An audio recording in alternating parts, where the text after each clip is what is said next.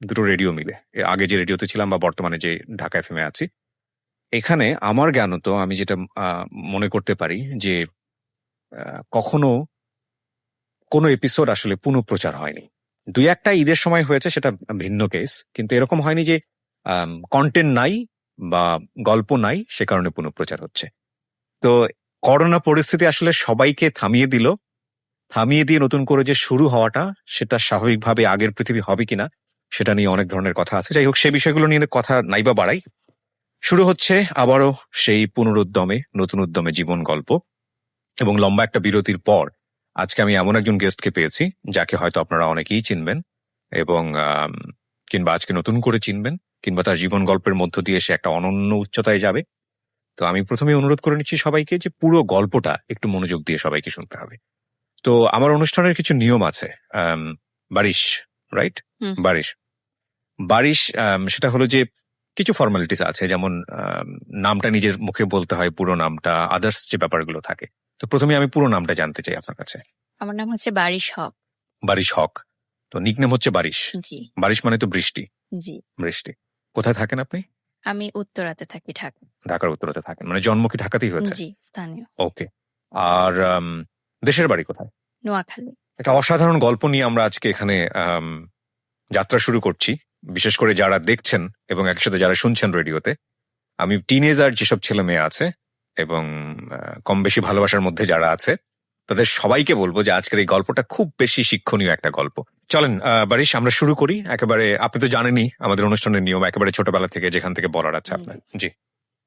আমি প্রথমেই বলবো যে আমি খুব মধ্যবিত্ত ঘরের একটি মেয়ে। ছোট থেকে দেখেছি যে আমার মা একজন শিক্ষক আছেন এখনো। আমার বাবাও চাকরি করতেন। তো যৌথ পরিবারেই আমার বড় হয়ে ওঠা। কিন্তু যেহেতু বাবা-মা দুজনেই চাকরি করতেন, দেখা যেত যে অতটা সময় ওঠেনি বাবা-মার সাথে যেই ছোটবেলায় যে স্মৃতিগুলো।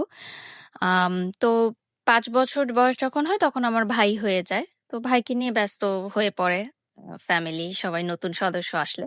তো দেখা যায় সেই সময় থেকে আমি একটু আপনি বড় লোনলি সন্তান? ফিল করি। বড় সন্তান। হ্যাঁ, আচ্ছা। একটু লোনলি ফিল করা স্টার্ট করি। ছোট লোনলি বা থেকেই জেলাস ফিল হতো কি, মানে ভাইকে হ্যাঁ, একদম? জেলাস তো ফিল হতোই যে সেই বয়সে অবশ্যই সব আদর আরেকটা পেয়ে যাচ্ছে। এবং আ আরেকটা বিষয় ছিল যে আমি খুব ইন্ট্রোভার্ট ছোট থেকেই। খুব কম কথা বলতাম। কথা বলা শিখেছি অনেক দেরিতে। তো এই লোনলিনেসটা কাটানোর জন্য যখন স্কুল কলেজে মানে স্কুলে যাই। হ্যাঁ, স্কুলে গেলেন মানে হচ্ছে একদম কি প্রাইমারি স্কুলের কথা বলতেছেন? আমার ওকে। প্রথম স্কুল হচ্ছে হার্টকো ইন্টারন্যাশনাল স্কুল। আর সেটা আ এখন অনেক বড় পরিসরে হয়েছে, তখন অনেক ছোট পরিসরে ছিল। এবং সেখানেও আমার খুব বেশি বন্ধু হয়েছে এমন না। তো যখন ভাই স্কুলে ভর্তি হওয়া শুরু করলো তখন এরকম একটা ব্যাপার হলো যে যেহেতু আমরা মিডল ক্লাস ফ্যামিলির ছিলাম যে আ ভাইকে ইংলিশ মিডিয়ামে পড়াতে হবে। সেক্ষেত্রে ২ জনের ইংলিশ মিডিয়ামের খরচটা আসলে নেয়াটা পসিবল হচ্ছিল না। ওকে। তো সেখানে ওই বয়সটাতেই কিন্তু স্যাক্রিফাইসটা শুরু হয় আমার, যে আমি বাংলা মিডিয়ামে চলে আসলাম। সেটা হলো মাইলস্টোন কলেজে। আর আমার ভাই মাইলস্টোন কলেজের ইংলিশ মিডিয়ামে পড়াশোনা শুরু করল। তো এই যে মাইলস্টোন কলেজের বাংলা মিডিয়ামে আসলাম, এখান থেকেই আসলে গল্পের টার্নিং পয়েন্টটা শুরু। তখন আমি ক্লাস 7 এ পড়ি। তো 7 এ পড়া অবস্থায় কিন্তু এত ফ্রেন্ড ছিল না, এবং একটু লোনলিনেস এর জন্যও বলতে পারেন যে আ একটা ছেলেকে ভালো লাগে। সেই ছেলেটা ছিল ক্লাস 8 এ।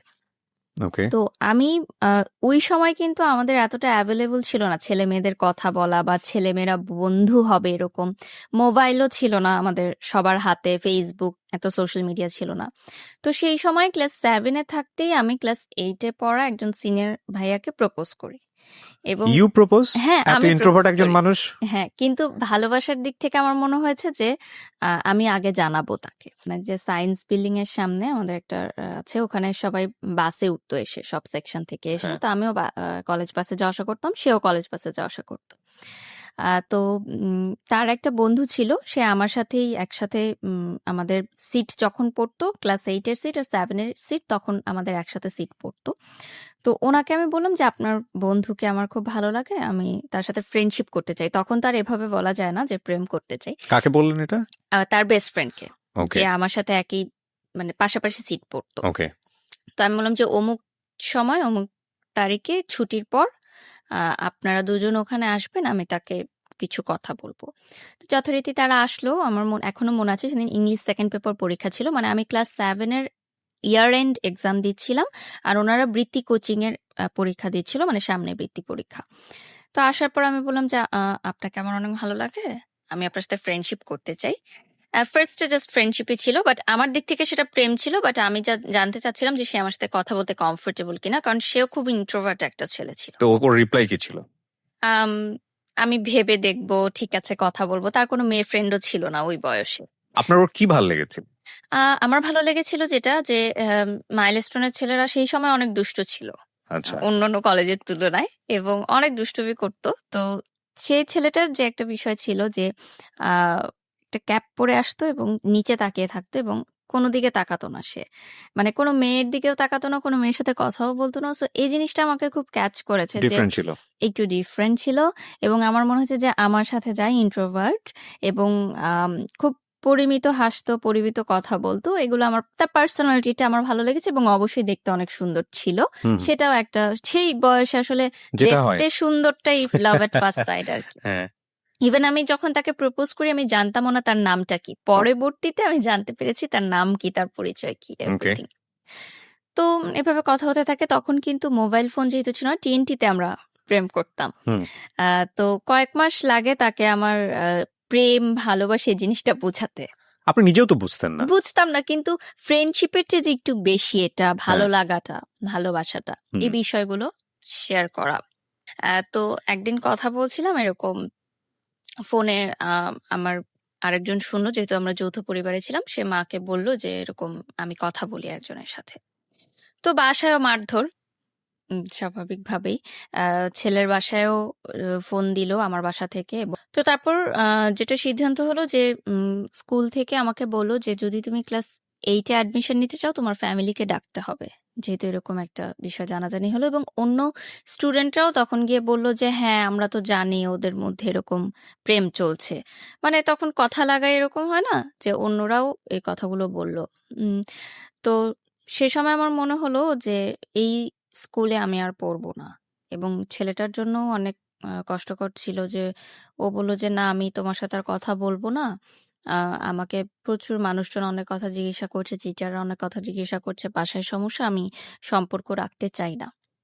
তো যাই হোক আমি সে বলল যে সে স্কুল ছেড়ে দিবে এবং সে গাজীপুরে থেকে আসতো উত্তরাতে মাইলস্টোনে এবং গাজীপুরে তখন এত ভালো শিক্ষা প্রতিষ্ঠান ছিল না। তো সে অনেক কষ্ট করে যাতায়াত করে এখানে আসতো। তো আমি বললাম যে, "ঠিক আছে তাহলে তুমি এখানে পড়ো, আমি চলে যাচ্ছি। আবার স্যাক্রিফাইস। যদি এত সমস্যা হয়।" তো আমি চলে আসলাম স্কুল ছেড়ে আ শহীদ আনোয়ার গার্লস কলেজে। আমার মা শহীদ আনোয়ার গার্লস কলেজের teacher.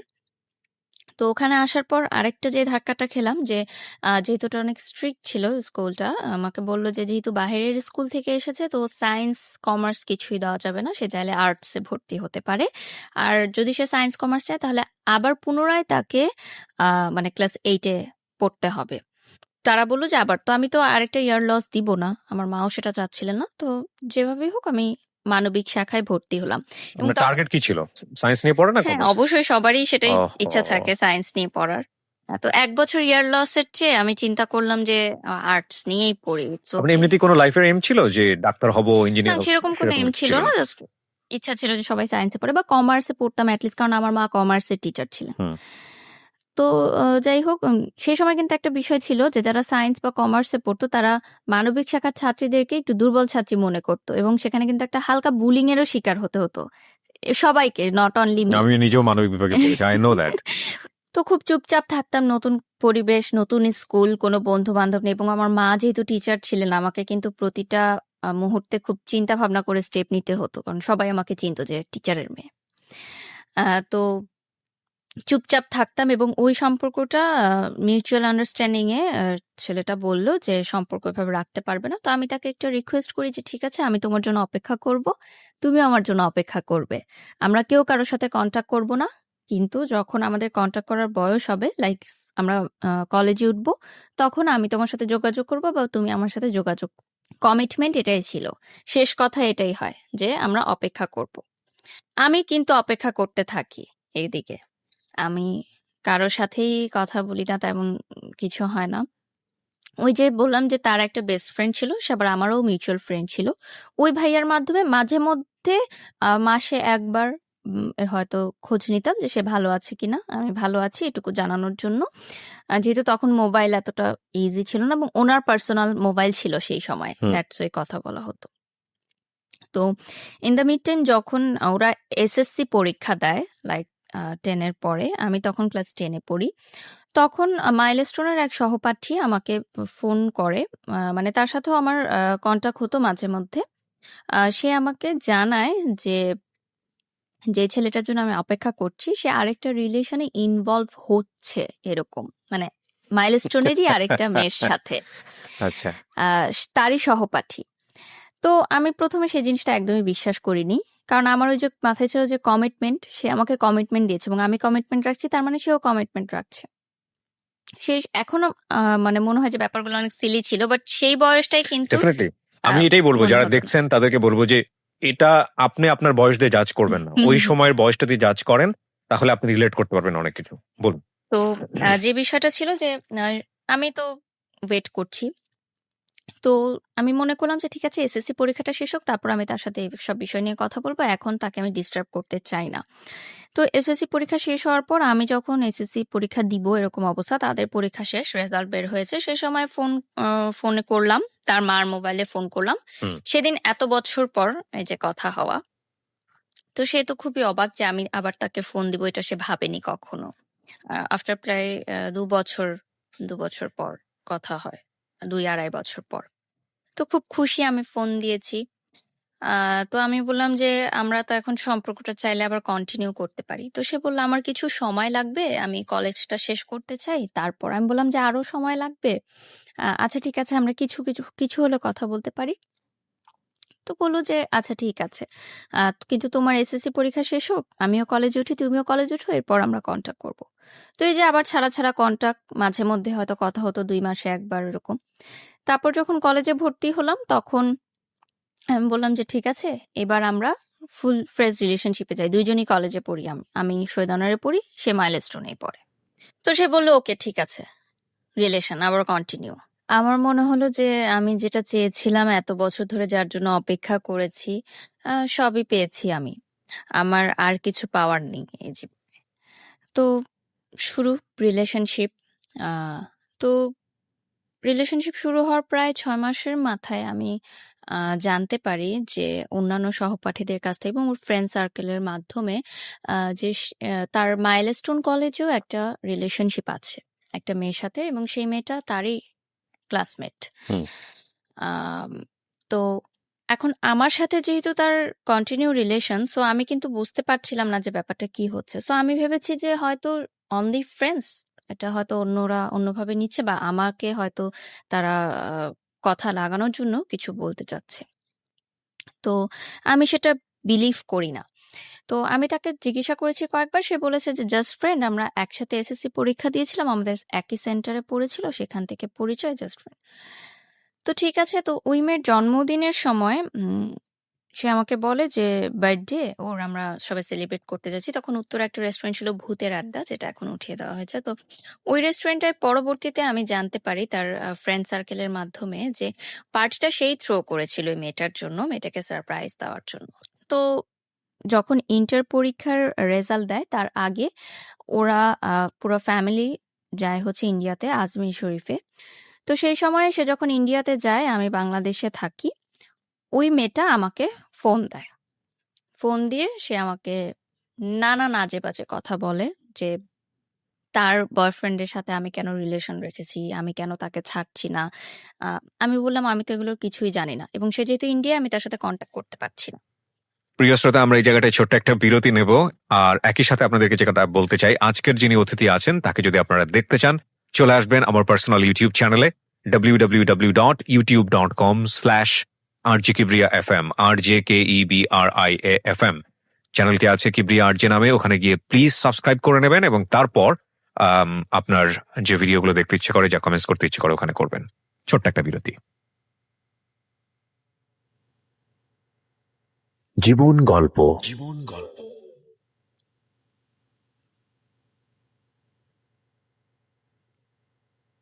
love,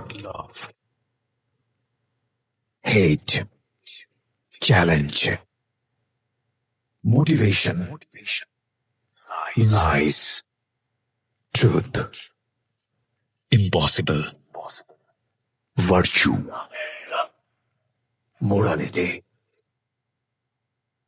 something beyond entertainment. Welcome to my stage of reality. Stay tuned. Sunday and Wednesday with me, RJ Kibriya, only on Dhaka FM 90.4.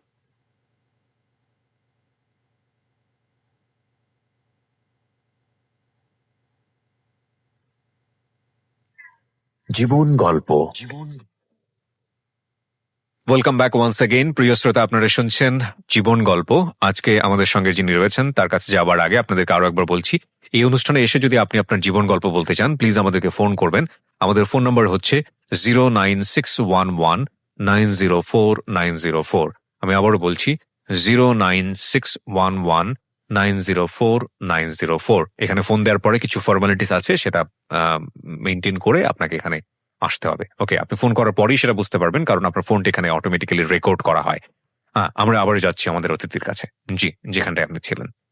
তো এমন কোনো কথা নাই যে সে বলল না। এখানে আরেকটা ছোট বিষয় অ্যাড করতে চাই। আমার এসএসসি পরে যে ৩ মাস গ্যাপ ছিল, তখন কিন্তু আমি নাচের স্কুলে ভর্তি হই। বুলবুল ললিত কলা একাডেমি, বাফা।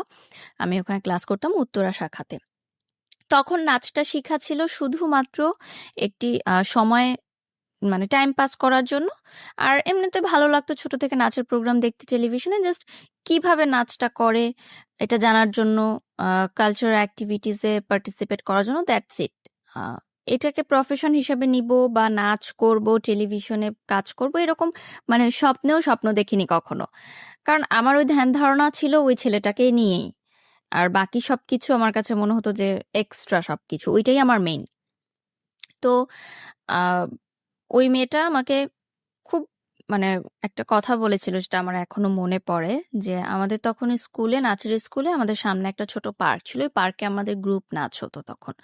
তো ওই স্কুলে যারা যারা মানে নাচ শিখতো তারা সবাই গ্রুপে নাচ করতো। তখন সে আমাকে বলে যে তোর মূরত শুধু ওই পার্কে নাচ করার, তুই তো রাস্তার মেয়ে, এর বেশি তো কিছু করতে পারবি না।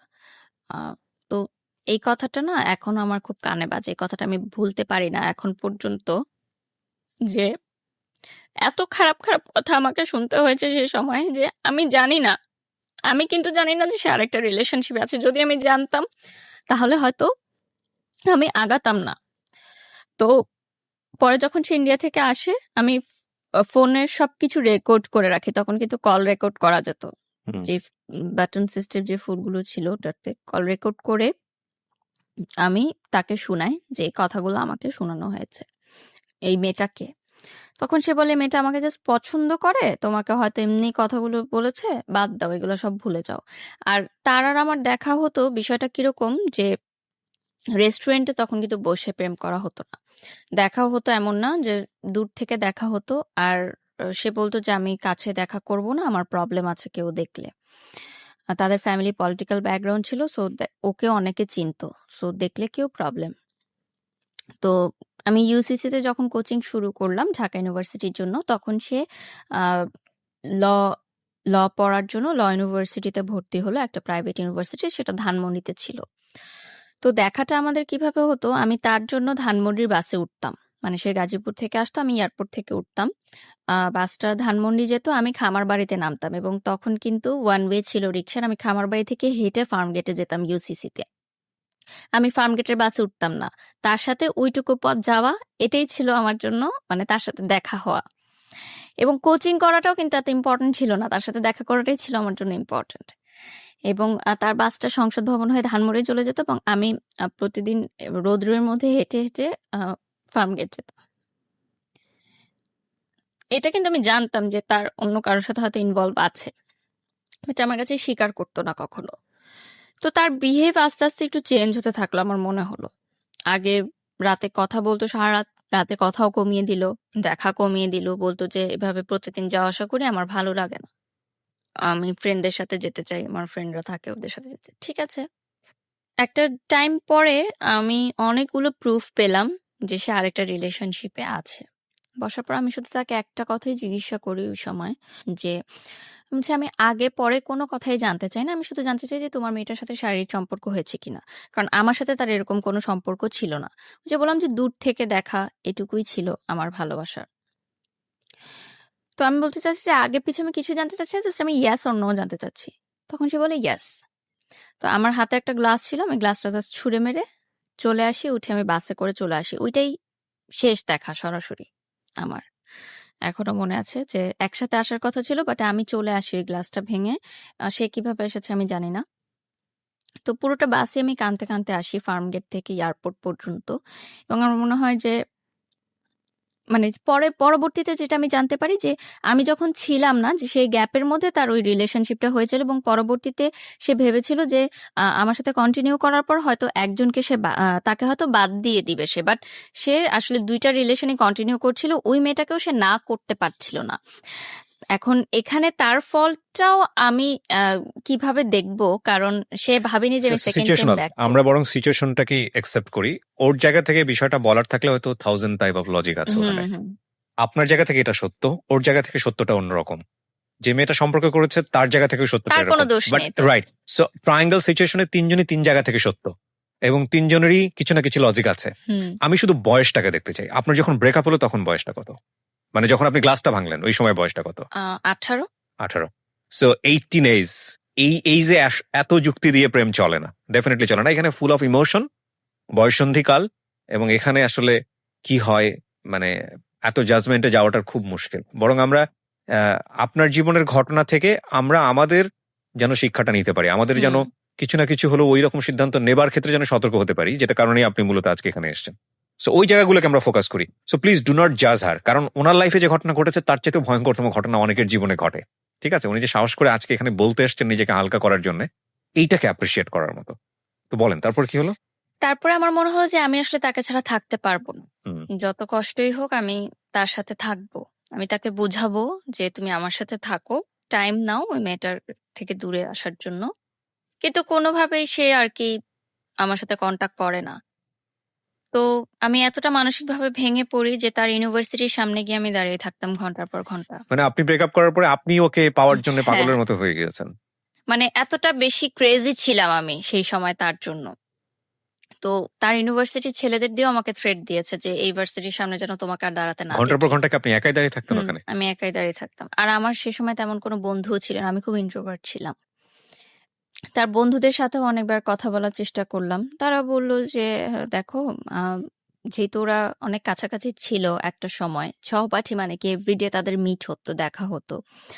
এবং যেহেতু সহপাঠী ছিল বাসাতেও তাদের অ্যাক্সেস ছিল। ফ্রেন্ড সার্কেল যখন যেত গ্রুপ ওয়াইজ। আমি তো অনেক দূরত্ব ছিল আমাদের মধ্যে। জাস্ট ফোনে কথা হতো।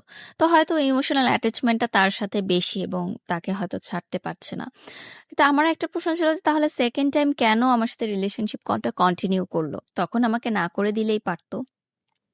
এতগুলো বছর আমি যে তার জন্য অপেক্ষা করলাম, সেই অপেক্ষার সময়গুলো আমাকে কষ্ট দিত যে এই অপেক্ষাগুলোর তাহলে মূল্য কোথায় গেল? এবং এই সময়টায় কিন্তু অনেক ছেলে আমাকে প্রপোজ করেছে। আমি কিন্তু কাউকে ইয়েস বলিনি। কারণ আমি ওই কমিটমেন্টের জায়গাটা ঠিক রেখেছিলাম। তো এরপর আমি ইউনিভার্সিটিতে উঠি। আমার ঢাকা ইউনিভার্সিটি পরীক্ষা জঘন্য হয়। খুবই খারাপ হয়। চান্স হয় না আমার। আমার বাবা-মাও খুব কষ্ট পায় সেটার কারণে। বিকজ কারণ এটা আপনার লেখাপড়াতে ইফেক্ট করছিল। হুম, আমি যখন ইন্টার পরীক্ষা দিই তখন আমার যখন প্রেম চলছিল, আমি কিন্তু ইন্টার সেকেন্ড ইয়ারে গোল্ডেন এ প্লাস পাই মানবিক শাখা থেকে এবং ঢাকা বোর্ডে ২২তম স্থান অধিকার করি। মানে মোট নাম্বারের দিক ওয়াও! থেকে। মানে যোগ করে সব নাম্বার যোগ করে আমি ২২তম হই। এবং মানবিক শাখা থেকে ১ম মানে ২২তম আমিই হই। মানে এর আগে যারা হয়েছে ১ থেকে ২১ তারা সবাই সায়েন্স বা কমার্স। ও মানে কম্বাইন্ড, হ্যাঁ, কম্বাইন্ড হোল ঢাকা বোর্ডে আমি ২২তম হই। মানে সায়েন্স আর্টস কমার্স কোনো ব্যাপার না, সবকিছু হ্যাঁ, মিলিয়ে। হোল সো এটা। এবং ব্রিলিয়ান্ট। কত আমাকে সালে এটা? এটা হচ্ছে ২০১২ এবং আমাকে গভর্নমেন্ট থেকে কিন্তু প্রতি বছর টাকা দেয়া হয়। ক্যান ইউ ইমাজিন এই মেয়েটা ঢাকা ইউনিভার্সিটিতে চান্স পায়নি জাস্ট বিকজ অফ এই উলালা টাইপ প্রেম। তারপর এটাই আসলে লার্নিং এর বিষয় যারা এখন দেখবে যে পড়াশোনাটা অনেক বেশি ইম্পর্টেন্ট কারণ জীবনের ক্যারিয়ারটা টোটালি চেঞ্জ হয়ে যায় কিন্তু এই আপনার এই গল্প এখন সিদ্ধান্তের পর্যন্ত কারণে। আমাকে মানে এই মোমেন্টটা আমাকে ধাক্কা দিয়েছে। এর আগ পর্যন্ত আমি শুনেছি জীবনে এই ধরনের গল্প বহু শুনেছি, কিন্তু এই যে গা শিউরে ওঠার ফিলিংস আমি খুব কম গল্পেই পাই। এখন মানে উঠেছে। আমার টিচাররা এবং আমার ফ্যামিলি ফ্রেন্ডসরা সবাই চিন্তা করেছিল যে আমি যেকোনো একটা সাবজেক্টে তো পাবোই। মানবিক শাখার কিন্তু অনেক সাবজেক্ট থাকে। এমন না যে আমাকে টপ সাবজেক্ট গুলোতেই পেতে রাইট, হবে চান্স। রাইট। তো আমি পুরো এক্সামও দিতে পারিনি, আমি একটু সিক ছিলাম। তো তারপর আমি ভর্তি হই ইন্ডিপেন্ডেন্ট ইউনিভার্সিটি বাংলাদেশ আইইউবিতে বসুন্ধরা শাখা, এবং ওখানে আমি ফুল স্কলারশিপ নিয়ে ভর্তি হই। মানে আমার কোনো কোন সাবজেক্টে পড়েন? আমি মিডিয়া অ্যান্ড কমিউনিকেশনে ভর্তি হই। ওকে। এবং আমার কোনো টিউশন ফি লাগতো না, ফুল ফ্রি। আমি প্রাইভেট ইউনিভার্সিটিতে পড়তাম, যেহেতু আমার রেজাল্টটা ভালো ছিল। যেহেতু আমি বলেছি আমি মিডল ক্লাস ফ্যামিলির মেয়ে, সো অবভিয়াসলি প্রাইভেট ইউনিভার্সিটির এত খরচ নেওয়াটা সম্ভব ছিল না। তো শুরু হয় আমার নতুন পড়াশোনা সবকিছু। তো সে সময় আমার ফেসবুক নতুন নতুন। তো ফেসবুকে আমার একটা ছেলের সাথে পরিচয় হয়। আম, সে সেই ছেলেটা তখন জব করে অলরেডি একটা গার্মেন্টস ফ্যাক্টরিতে, আমার চেয়ে প্রায় 14 বছরের বড়। তো যেহেতু আমার তেমন কোনো ফ্রেন্ড ছিল না, সো আমি তাকে কখনো দেখিনি, তার সাথে কথা বলতাম, জাস্ট শেয়ার করতাম আহ, যে আমার এরকম ব্রেকআপ হয়ে গেছে, আমার খুব খারাপ লাগছে, ছেলেরাই মনে হয় খারাপ, সব ছেলেরা খারাপ, এরকম আমি কথা টথা বলতাম। তো আহ, এক সময় সে বলে যে আমি তোমার সাথে দেখা করতে চাই। তো দেখা করলাম, দেখলাম যে আমার চেয়ে অনেক সিনিয়র একটা ভদ্রলোক বলতে গেলে। তো আমার তার সাথে কথা বলতে ভালো লাগতো যে আমি কথাগুলো বলে হালকা হতে পারতাম। আর আমার তখনকার সেই সময় সমসাময়িক বান্ধবীরা সবাই কিন্তু প্রেম করছে, একদম চুটিয়ে প্রেম করছে। তো তাদের সাথে কিন্তু এই দুঃখের কথাগুলো কয়জন বা কতক্ষণ ধরেই বা শুনতে চায়। তারাও কিন্তু নিজেদের লাইফে ব্যস্ত, এবং আহ দিনের পর দিন কিন্তু কেউ শুনতে চাবে না। তো তার সাথে আমি শেয়ারিং গুলা করতাম। স্টিল নাও কিন্তু আমার ফ্যামিলি জানে না যে আমার পার্সোনাল লাইফে কি হচ্ছে, স্টিল স্টিল জানে না? জানে না। না, তাদেরকে আমি একটুও বুঝতে দেইনি, কারণ আমি খুবই চাপা স্বভাবের ছিলাম ছোট থেকে। তো নাচের ক্লাসও চলছে, কন্টিনিউ নাচের ক্লাসের মতো চলছে, টুকটাক অনুষ্ঠান করছি আমি। বাংলাদেশ টেলিভিশনে আমার বিতর্ক করতাম, কুইজ প্রতিযোগিতা, এবং জাতীয় পর্যায়ে আমার বিভিন্ন পুরস্কারও আছে। আহ, সেটা 2008 থেকে বাংলাদেশ টেলিভিশনে করি। তো ইউনিভার্সিটিতে ওঠার পর আমার কিছু ফ্রেন্ড হয় ইউনিভার্সিটিতে প্রথম। আহ, তারা বুঝতে পারে যে আমি মেন্টালি ওকে না। মানে হঠাৎ হঠাৎ কান্না করে ফেলি, হঠাৎ হঠাৎ কোনো নিউ রিলেশনশিপ কাপলকে দেখলে আমার খুব খারাপ লাগে, যেটা হয় ব্রেকআপের পর। এবং তাকে আমি ভুলতে পারছিলাম না কোনোভাবেই। মানে আমার মনে হচ্ছিল যে জিনিসটা আমার, সেটা চোখের সামনে দিয়ে আরেকজন নিয়ে চলে যাচ্ছে, এটা আসলে মানা যায় না। তো আমার মনে হলো যে উম, আমি আসলে এই মানসিক চাপটা নেওয়ার জন্য প্রস্তুত না এই বয়সে। তো আমার মনে হলো যে আমি আর বেঁচে থাকতে চাই না, কারণ আমি আসলে এটা দেখতে পারবো না যে আমার ভালোবাসার মানুষটা অন্য কারোর সাথে আছে। ইন দ্য মিড টাইম ওই মেয়েটাও কিন্তু আমাকে কন্টিনিউয়াস থ্রেট দিতে থাকে যে আমার বয়ফ্রেন্ডের সাথে তুমি দেখা করবা না, তাকে কোনো ফোন করবা না, কারণ আমি তাকে ডেইলি ফোন করতাম, মেসেজ করতাম। সে আমাকে ফোন করে নানান আজে বাজে গালাগালি যত ছিল অনেক কিছু বলে। তো সেই সময় আমার মনে হয়েছিল যে আমি মনে হয় উম, মারা যাব, আমি মরে যেতেই চাই। সে সময় তো ট্যাবলেট এতটা ইজি ছিল না। তো ছিল যে আমি ফাঁস দিতে চেয়েছিলাম গলায়, প্রিপারেশনও নিয়েছিলাম, বাট জাস্ট একটা মোমেন্টের জন্য আমার মনে হলো যে আমারটা জীবন তো মাত্র শুরু। মানুষ বলে যে ইউনিভার্সিটি লাইফটা অনেক এনজয়েবল হয়, এবং আম, সামনে আরো অনেক জীবন বাকি আছে, এবং আমি দেখতে চাই যে আমাকে ছাড়া সে কতটা সুখে আছে। আমি শেষটা দেখতে চাই, আমি এত তাড়াতাড়ি হেরে যেতে চাই না। তো আমি ওই পথ থেকে আবার ফিরে আসলাম। মানে এটা ফ্যামিলি জানে না আপনি মানে কোনো স্টেপ না, সেভাবে নিতে ফ্যামিলি পারেননি? জানে না। ওকে। তো যেটা হয় যে ইউনিভার্সিটিতে ভর্তি হওয়ার পর আমার মনে হয় যে না, আমি মনে হয় আমি মুভ অন করা দরকার। এভাবে যদি আমি থাকি তাহলে আমি অসুস্থ হয়ে যাব মানসিকভাবে। তো ওই সময় আমাদের একটা প্রোগ্রাম শুরু হয়, এবং তখন আমি টেলিভিশনেও নাচ করা শুরু করি আস্তে আস্তে। আমাদের স্কুল থেকেই আমাদের নিয়ে যাওয়া হতো। আম, তখন প্রথম বাংলাদেশি আইডল শুরু হয় এসএ টিভিতে, এবং ওখানে আমাদের স্কুল থেকে আমি কাজ করার সুযোগ পাই। ওখানে যে টপ 10 পার্টিসিপেন্টরা থাকে তাদের সাথে জুটি হয়ে নাচ করার সুযোগ পাই আমি। তো আমার তখন বাংলাদেশে আইডলের শুটিং চলতে থাকে। তো এফডিসিতে আমাদের প্রায় ১ সপ্তাহের মতো থাকতে হয়েছিল শুটিং এর পারপাসে। তো সেই সময় দেখা যেত অনেক রাতে শুটিং শেষ হতো, আমাদের আসতে অনেক লেট হয়ে যেত। তখন ওই যে যার সাথে আমি কথা বলতাম, যে বললাম যে ভদ্রলোক, উনি আমাকে নিয়ে যাওয়া আসা করতেন as a garments friend. Garments এর সেই চাকরি ভদ্রলোকটা। করেন, মানে ওকে উনি মার্চেন্ডাইজার ছিলেন। ওকে তো উনি আমাকে নিয়ে যাওয়া আসা করতেন এবং একটা গুড ফ্রেন্ডশিপ আমাদের মধ্যে তৈরি হয়। তো ওই বাংলাদেশ আইডল চলাকালীন সময় সে আমাকে বিয়ের প্রস্তাব দেয়, আচ্ছা যে সে আমাকে বিয়ে করতে চায়। একটা সময় গিয়ে আমার মনে হলো যে যে আমাকে বিয়ের প্রস্তাব দিয়েছে সে তো সব দিক দিয়ে ঠিকই আছে, ভালোই আছে, এবং আমি যদি বিয়ে করে আরেকটা জায়গায় লাইফ সেটেল করতে পারি তাহলে হয়তো আমি মানসিকভাবে একটু সুস্থ হতে পারবো মানে এই এবং তাকে মিসিংটা থাকবে ভুলতে না, এই খারাপ পারবো। লাগাটা থাকবে না। দিস ইজ দ্য মিসিংটা মেইন থাকবে না। Part of the story. হ্যাঁ এক্স্যাক্টলি, যে একজনকে ভুলার জন্য আমি আরেকজনকে উপর নির্ভরশীল হতে চাচ্ছি, রাইট। এবং বিয়ে করলে একটা নতুন বাড়িতে আমি যাব, সেখানে এটা অনেক শুধু মানুষের আপনার হবে। পারসেপশন না, কিন্তু এটা কিন্তু আমাদের সমাজের পারসেপশন। অনেক সময় জি। দেখবেন যে মেয়ে কাউকে পছন্দ করেছে, বাবা মা সেটা জেনে ফেলেছে, হুম। যত দ্রুত পারো বিয়ে দিয়ে দাও, হুম, হুম, হুম। এবং এই বিয়ে দিয়ে দিলে কি হয়ে গেল, ব্যাস প্রবলেম সলভ। কিন্তু আসলে প্রবলেমের শুরুটা হয় তখন, এবং সেই প্রবলেমটা এত ভয়াবহ হয়, আনথিঙ্কেবল। তবে এইটা যে আসলে সবসময় যে কাজ করে না তাও না, কারণ প্রিমিটিভ অনেকে সুখে থাকে। অনেকেই সুখে থাকে কিন্তু, এবং অনেকে জোর করে দিয়েও একটা পর্যায়ে মানিয়ে নিতে নিতে মোটামুটি সেটেল হয়ে যায় সুখে থাকাটা আসলে নিজের বিষয়। বিষয়। এবং আরেকটা বিষয় হলো যে ধরেন সংসার জীবনে কেউ সুখী না, কিন্তু দেখা গেল যে হচ্ছে না, দুজনের মধ্যে ম্যাচ হচ্ছে না, দেখছে একটা বাচ্চা নিয়ে নাও, হুম, বাচ্চা হুম, নিয়ে নিলে হয়ে যাবে। সামটাইম ইট ওয়ার্কস, যদি কাজ না করে তাহলে এটা worst life, hmm. Definitely worst life. That's- আর একই সাথে আপনাদেরকে যে কথা বলতে চাই, আজকের যিনি অতিথি আছেন তাকে যদি আপনারা দেখতে চান, চলে আসবেন আমার পার্সোনাল ইউটিউব চ্যানেলে www.youtube.com/RJKibriya FM, RJKEBRIAFM চ্যানেলটি আছে কিবরিয়া আরজে নামে। ওখানে গিয়ে প্লিজ সাবস্ক্রাইব করে নেবেন, এবং তারপর আপনার যে ভিডিওগুলো দেখতে ইচ্ছে করে, যা কমেন্টস করতে ইচ্ছে করে, ওখানে করবেন। ছোট্ট একটা বিরতি। জীবন গল্প।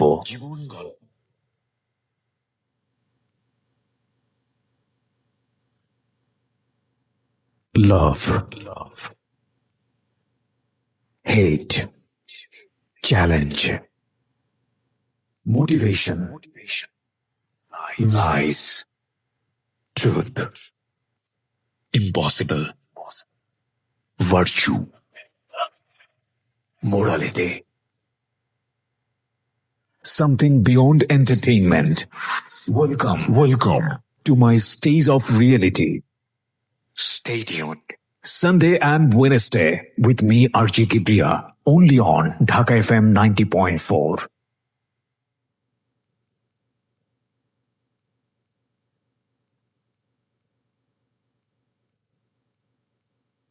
জীবন গল্প।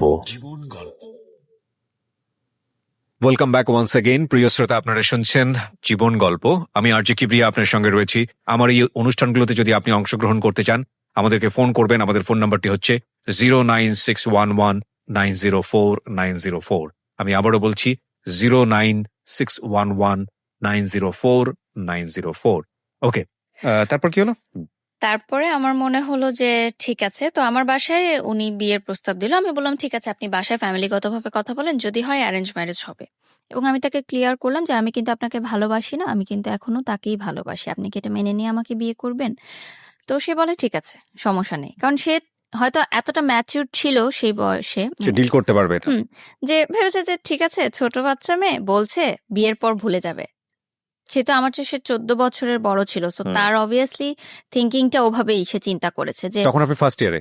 হ্যাঁ, 19 বছর বয়স। ওকে। তো বাসায় প্রথমে যখন উনি বলে তখন বাসায় মেনে নেয় না, কারণ উনি আমার চেয়ে বয়সের এজ ডিফারেন্সটা অনেক ম্যাটার ছিল, এবং বাসা থেকে বলে যে না, এখন তো মানে বয়সের এজ ডিফারেন্সটাই বেশিরভাগ ম্যাটার ছিল। তো শুটিং নিয়েও যখন প্রবলেম শুরু হতে থাকে, তখন আমার মা মনে করে যে মেয়ে মিডিয়ার পথে যাচ্ছে, সেটা আটকানোর জন্য মেবি বিয়ে দিয়ে দিলে ভালো হবে। যেটা মানে হয়তো তারা এটা ভেবেছিল যে সংসার তো করতেই হবে, আজ হোক কাল হোক। তো যদি আগে থেকেই লাইফটা সেটেল হয়ে যায় তাহলে দোষ কি? পড়াশোনা তো চলছেই, পড়াশোনার মতো থাকুক, এদিকে সংসার করুক, অ্যাটলিস্ট এই নাচ গানের যে ভূতটা টেলিভিশনে কাজ করার, এটা চলে যাক। তো একটু সময় রাজি হয়। তো আমার বাংলাদেশ আইডলের ফাইনালের যেদিন শুটিং থাকে, মানে ফাইনাল এপিসোডের, আমার এখনো ইউটিউবে 8 এপিসোড পর্যন্ত আমার নাচগুলো আছে। এরপরে আর নেই। বাংলাদেশ আইডল ওটা গানের অনুষ্ঠান ছিল হ্যাঁ, না? কিন্তু গানের অনুষ্ঠানের মানে যারা পার্টিসিপেন্ট ছিল টপ 10, তাদের সাথে নাচের একজন জুটি থাকতো। মানে ও গানটাকে আরেকটু সুন্দর করার জন্য, আচ্ছা, দর্শকদের বুঝতে কাছে পেরেছি। মনোরঞ্জন হ্যাঁ করার হ্যাঁ জন্য। হ্যাঁ হ্যাঁ। তারপর দেখা যায় যে ওই দিন শুটিং এর দিনই আমার বিয়ে হয়। সেটা আমি জানতাম না আসলে। আমার বাসায় খুব ঘরোয়া পরিবেশে বিয়েটা সম্পূর্ণ হয়, মানে কোনো প্রোগ্রাম করে না। তো তার 3 মাস পর আমাকে উঠিয়ে নেওয়া হয়। 3 মাস আমি আমার বাবার বাড়িতেই থাকি। আমার বাবা মা বলে যে 3 মাস সময় নিলাম। তো 3 মাসের মধ্যে গুছানো হয়, একটু ধুমধাম প্রোগ্রাম হয়, গায়ে হলুদ, মেহেদি, সব বিয়ে, বউ ভাত সবকিছুই হয় এটা কি ওই সুন্দরভাবে। সময়ে ওই ছেলেটা জানতো যে আপনার বিয়ে হয়ে যাচ্ছে বা এরকম হ্যাঁ, কোনো কিছু? এখানে আমি বলবো যে আমি তাকে কন্টাক্ট করার চেষ্টা করি যে আমি কিন্তু বিয়ে করছি। সে বলে ঠিক আছে, ফাইন, বিয়ে করো, কোনো সমস্যা নাই। তো আমার যেদিন বিয়ের অনুষ্ঠান হয়, বিয়ের শপিং এ যাই। তো আমি যখন আগে আমার বয়ফ্রেন্ডের সাথে কথা বলতাম, তখন আমরা চিন্তা করতাম যে বিয়ের দিন আমি লাল লেহেঙ্গা পরবো। এটা আর কি কথা বলতাম। তো বিয়ের যখন মার্কেটিং করতে যাই আমি আর আমার হাজবেন্ড, তখন বসুন্ধরা কমপ্লেক্সে যাই। আমার এখনো মনে আছে সে একটা গোলাপি লেহেঙ্গা আমার জন্য পছন্দ করে। তো আমি বলি যে, "না, এই লেহেঙ্গাটা সুন্দর না, আমি লাল লেহেঙ্গাই পরবো।" কারণ আমার মাথায় কিন্তু ওইটাই ছিল যে আমি আমার কমিটমেন্টটা রাখবো যে আমি আমার বিয়ের দিন লাল লেহেঙ্গাই পরবো এবং সেটা ওর জন্য পরবো। মানে আমার কার সাথে বিয়ে হচ্ছে বা আমার বিয়ে হচ্ছে সেটা কিন্তু তখন বিষয় না। আমার বিষয় হচ্ছে যে ভয়ঙ্কর ফিলিংস রে ভাই। আমি আমার কমিটমেন্টটা রাখবো। তো আমি লাল লেহেঙ্গাই কিনি এবং আমি লাল লেহেঙ্গাই পরি আমার বিয়ের দিন। এটা আমার হাজবেন্ড জানতেন না যে আমি কেন লাল লেহেঙ্গাটা চুজ করলাম। তো পরবর্তীতে যেদিন আমার বিয়ের অনুষ্ঠান, আমার এখনো মনে আছে, আমি গুলশানে পার্সোনাতে সাজ শেষ করে আমি ফোন দিলাম আমার আগের বয়ফ্রেন্ডকে। নিচে কিন্তু গাড়ি দাঁড়িয়ে আছে, আমার মা এসেছে আমাকে নিতে। আমি যাওয়ার আগে জাস্ট ফোন দিলাম যে আহ, আমার বিয়ে হচ্ছে, আজকে আমার বিয়ে। তুমি যদি এখনো আমাকে বলো, আমি এই মুহূর্তে চলে আসবো গাজীপুরে। এই অবস্থায় চলে আসবে? হ্যাঁ, এই এই লাল লেহেঙ্গা পরে আমি চলে আসবো। তুমি শুধু আমাকে অ্যাকসেপ্ট করো। আমি কমিউনিটি সেন্টারে যাব না। কিন্তু আমার কিন্তু অলরেডি আক্ট হয়ে গেছে। ওই দিন তো আমার প্রোগ্রাম। হুম হুম হুম। তারপর আমি বলি যে আমি সব ছেড়ে চলে আসবো। আমি মানে এত কিছু চিন্তা করি না যে আমার ফ্যামিলি কি ভাববে বা এতগুলো মানুষ যারা আমার বিয়ের দাওয়াতে এসেছে তারা কি ভাববে। ভাবিনি। আমার মনে হয়েছে যে বিয়ে হয়ে গেলে তো আমি সারা জীবনের জন্য তাকে হারিয়ে ফেলবো। শেষ সুযোগটুকু নেই। তাহলে অ্যাটলিস্ট আমার বিয়ের পর আমি এটা ভাববো না যে আমি, মানে একটা আফসোস থাকবে যে আমি শেষবার ট্রাই করতাম। কিন্তু এখন যদি সে আমাকে নাও করে দেয়, অ্যাটলিস্ট আমার আফসোস নাই। হ্যাঁ, আমি ট্রাই করেছি, আমি তাকে পাইনি। তো সে বলে যে না, আমি পাগলামি করো না, তুমি কমিউনিটি সেন্টারে যাও, বিয়ে করো। সেদিনও আমি কান্না করেছি অনেক। তো যাই, যথারীতি আমার বিয়ের অনুষ্ঠান হয়, বৌভাত হয়, সংসার শুরু করি। আমার সংসারে ছিলেন আমার যা, ননদ, ননাস, দেবর। মানে শ্বশুর শাশুড়ি ছিলেন না, কোনো মুরব্বি ছিলেন না। মুরব্বি বলতে তারাই ছিলেন। এবং এটাও একটা যে আমার হাজবেন্ডের প্রতি আমার ফিলিংসটা গ্রো করে যে যেহেতু তার বাবা মা নেই, সে সবসময় বলতেন যে, মানে তার বাবা মার কবরস্থানে একবার আমাকে নিয়ে গেছিলেন দেখাতে এবং সে বলেছিল যে আহ, এখানে আমি তোমাকে বলি যে আমি তোমাকে অনেক ভালোবাসি, আমার বাবা মাকে সাক্ষী রেখে বলছি। তো সেই জিনিসটা আমাকে অনেক বেশি ইমোশনালি অ্যাটাচ করে। সেই সময় কিন্তু আমার মনে হচ্ছে ঠিক আছে, বিয়ের পর নাচ পছন্দ করতো না আমার শ্বশুরবাড়ির। ওনারা খুবই কনজারভেটিভ ছিলেন, তারা বোরখা পরতেন। আমাকে হিজাব করতে কখনো ওনারা বাধ্য করেননি, কিন্তু নাচ করা যাবে না। তো আমার হাজবেন্ডের কাছে আমি বললাম যে আমার তো নাচ অনেক পছন্দ, কি করব। সে বলছে ঠিক আছে, তুমি টেলিভিশনে বা মঞ্চে কোনো প্রোগ্রাম করতে পারবে না, জাস্ট নাচের ক্লাসটা করো, কিন্তু সেটাও শ্বশুর বাড়িতে জানানোর দরকার নেই, সেটা তুমি আমার পারমিশন নিয়ে করো। তো আমি জাস্ট নাচের ক্লাস করতাম। বাট তখন এগুলো আমার কাছে কোনো ম্যাটার করতো না। আমার মনে হয়েছে যে আমার লাইফ হবে আর 10টা মেয়ের মতোই, আমার বিয়ে হয়ে গেছে, বাচ্চা হবে, একটা সংসার হবে, দ্যাটস ইট। মানে নাচ করব, মিডিয়ায় কাজ করব, সাজবো, এগুলো কখনোই আমার মাথায় ছিল না। আপনি বলতেছেন আর আমি আপনার ওই ক্লাস 7 থেকে মানে এখন যতটুকু বলেছেন ততটুকু পর্যন্ত আমি মাথার মধ্যে না আমি যোগ বিয়োগ করতেছি। আমার শুধু একটা জিনিস এসে বারবার বাড়ি দিচ্ছে মাথায়, যে একটা মেয়ে কি পরিমাণ ব্রিলিয়ান্ট হলে মানবিক বিভাগ থেকে সে এত ব্রিলিয়ান্ট রেজাল্ট করতে পারে এইচএসসি তে। এবং সেই মেয়েটার ফিউচার এই একটা রিলেশনশিপকে কেন্দ্র করে কত আপস অ্যান্ড ডাউন এবং জীবনটাকে কোথায় নিয়ে যাচ্ছে। Can you even imagine? আমার মনে হয় এই এপিসোডটাকে মানে সার্বজনীন এপিসোড করা উচিত। ক্লাস 5-6 এর পড়ুয়া বাচ্চা থেকে শুরু করে সবারই শোনা উচিত যে একটা ভুল সম্পর্ক বা ইমোশনালি আসলে ফল ইন হওয়া, এবং ফল ইন হলে কতটুকু হতে হয়, আর ফল ইন হলে আম, হওয়া উচিত না হলে কোন পর্যন্ত নিতে হয়, সেটা ক্যারিয়ারের উপর আসলে কি হয়, শিক্ষার উপর আসলে কি হয়। That will be the best example ever. আজকের এপিসোডটা নিয়ে আমার এটাই বলতে ইচ্ছে করছে, কারণ আমি তো গেস করতে পারছি এবং আমার মনে হয় আপনারাও গেস করতে পারছেন যে এরপরে কি শুনবেন আপনারা। তবে গেস করেন না, কারণ অনেক সারপ্রাইজ আপনাদের জন্য অপেক্ষা করছে। বলেন তারপর। আরেকটা বিষয় ছিল যে আমি অন্য সাবজেক্টেও পড়তে পারতাম। আমাকে আমার আইইউবি থেকে বলেছিল যে ল, ইকোনমিক্স, ইংলিশ পড়তে, কারণ কিন্তু তখন আমার মানসিকভাবে এতটা আমি ভেঙে পড়েছিলাম যে আমার মনে হচ্ছিল যে এই সাবজেক্টগুলো নিয়ে পড়াটা আমার জন্য অনেক ডিফিকাল্ট হবে। সো এই জন্য মিডিয়া অ্যান্ড কমিউনিকেশন সিলেক্ট করলাম, কারণ এখানে কিন্তু অনেক ক্রিয়েটিভ রাইটিংস থাকে এবং আমি আগে থেকেই খুব ক্রিয়েটিভ রাইটিংস আমি উইথ ডিউ ছিলাম। রেসপেক্ট, আমি আপনার ফ্যামিলিকে রেসপেক্ট করে কিছু কথা বলতে চাই। একটা যেটা হচ্ছে যে আপনি ইন্ট্রোভার্ট ছিলেন, শেয়ার করছেন না হুম কারোর হুম সঙ্গে, হুম কিন্তু আপনার যেই পরিবর্তনগুলো, ক্যারিয়ারিস্টিক যে হুম হুম পরিবর্তনগুলো, হুম হুম এডুকেশনে যে পরিবর্তন আসতেছে, ধুমধাম করে যে ঘটনাগুলো ঘটে যাচ্ছে, এগুলো তো আপনার বাবা আমার সামনেই ঘটছিল। তারা কেন স্টেপ নিচ্ছিল না? তারা কেন আপনার সঙ্গে বসে ফ্রি হচ্ছিল না যে বাবা তুমি শেয়ার করো আমার সঙ্গে কি হচ্ছিল? এত ফ্রি না আমার ফ্যামিলি, কখনোই ছিল না এত free. That's your bad luck, মানে ডেফিনেটলি ব্যাড লাক। হয়তো ওকে, হতে পারে। চলেন তারপর কি হলো? বিয়ে হলো। তো বিয়ের পর আমাকে চিটাগং নিয়ে যাওয়া হয়। আমার শ্বশুরবাড়ি চিটাগং ছিল। তো আমি না এত ফাস্ট ফাস্ট সবকিছু হয়েছে, আমি না বুঝতে পারিনি যে বিয়েটা কি জিনিস বা কি হয়েছে, আমার লাইফে কি চেঞ্জটা এসেছে। তো আমার প্রথম তখন আমার ফিল হয়েছে যে যখন আমার বাসার সামনে দিয়ে গাড়িটা চলে যাচ্ছে চিটাগং এর উদ্দেশ্যে, তখন আমার বুকে একটা মোচড় লাগে যে আমি তো আমার বাসায় ঢুকছি না, আমি কেন অন্য কোথাও চলে ওই যাচ্ছে। গলিতে ঢুকছি না, আমি সোজা কেন চলে যাচ্ছি। মানে আমার মনে হচ্ছে যে আমি এটা কি করলাম। মানে তখন আমি ফার্স্ট বুঝতে পেরেছি যে আমার লাইফ চেঞ্জ হয়ে গেছে। তো চিটাগং যাওয়ার পর আমাদের ভালো সময় কাটে, কিন্তু একটা বিষয় যে তার পরিবার আমাকে কিন্তু মেনে নেয়নি কখনো। কিন্তু তার মানে আমার হাজবেন্ডের ফ্যামিলি, মানে আমার শ্বশুরবাড়ি চেয়েছিল যে তাদের পছন্দের কোনো মেয়ের সাথেই তার বিয়েটা হোক, এবং তাদের ফ্যামিলিতে এরকম মানে প্রাইভেট ইউনিভার্সিটিতে পড়াশোনা করে, নাচ করে, হিজাব পরে না, এরকম মেয়ে আসলে তারা কখনোই মানে তাদের মেন্টালি অ্যাকসেপ্ট করেনি। পছন্দনীয় ছিল না। তাদের পছন্দ ছিল যে এরকম ইন্টার পাস করা কোনো মেয়ে ঘরে থাকবে, ঘরের কাজ করবে, হিজাব পরবে, বোরখা পরবে। আরো 10টা ফ্যামিলি যেরকম চিন্তা করে মিডল ক্লাস ফ্যামিলি, তাদের পার্সপেক্টিভ থেকে ইটস ওকে। তো একটা সময় গিয়ে পর আমার শ্বশুরবাড়ি থেকে জানাজানি হলো যে আমি নাচের ক্লাস কন্টিনিউ করছি। তো সেখানে আমার জামাইকে বলা হলো যে নাচের ক্লাস সে কন্টিনিউ করতে পারবে না। তো আমার হাজবেন্ড বলল যে নাচ করা যাবে না, ক্লাসও করা যাবে না, তো বন্ধ, আমার নাচ ওখানেই শেষ। আমি বলে আসলাম বাফায় যে আমি আর আসতে পারবো না স্যার ক্লাস থেকে। আমার গুরুজির কথা এখানে আমি স্মরণ করব, শ্রদ্ধেয় আমিরুল মনি স্যার। উনি আমাকে যথেষ্ট সাপোর্ট করেছেন সব সময়, মানে একদম প্রথম থেকে।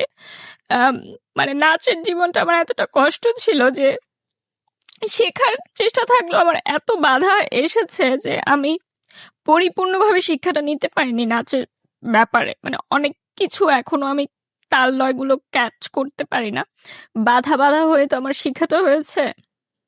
তো আমার যখন নাচ নিয়ে বাসায় প্রবলেম হচ্ছিল, তখন কিন্তু আমাকে বাসা থেকে, মানে বিয়ের আগের কথা বলছি, আমি এটা অ্যাড করছি, যে তখন কিন্তু আমাকে অফ করে দেওয়া হয়েছিল নাচের প্রোগ্রামটা, অফ করে দেওয়া হয়েছিল নাচের ক্লাসটা। তখন আমি বাসায় না জানিয়ে নাচের ক্লাস করতে যেতাম, এবং আমার টিফিনের টাকা বাঁচিয়ে আমি বাফার 300 টাকা ছিল তখন বেতন, সে 300 টাকা দিতাম।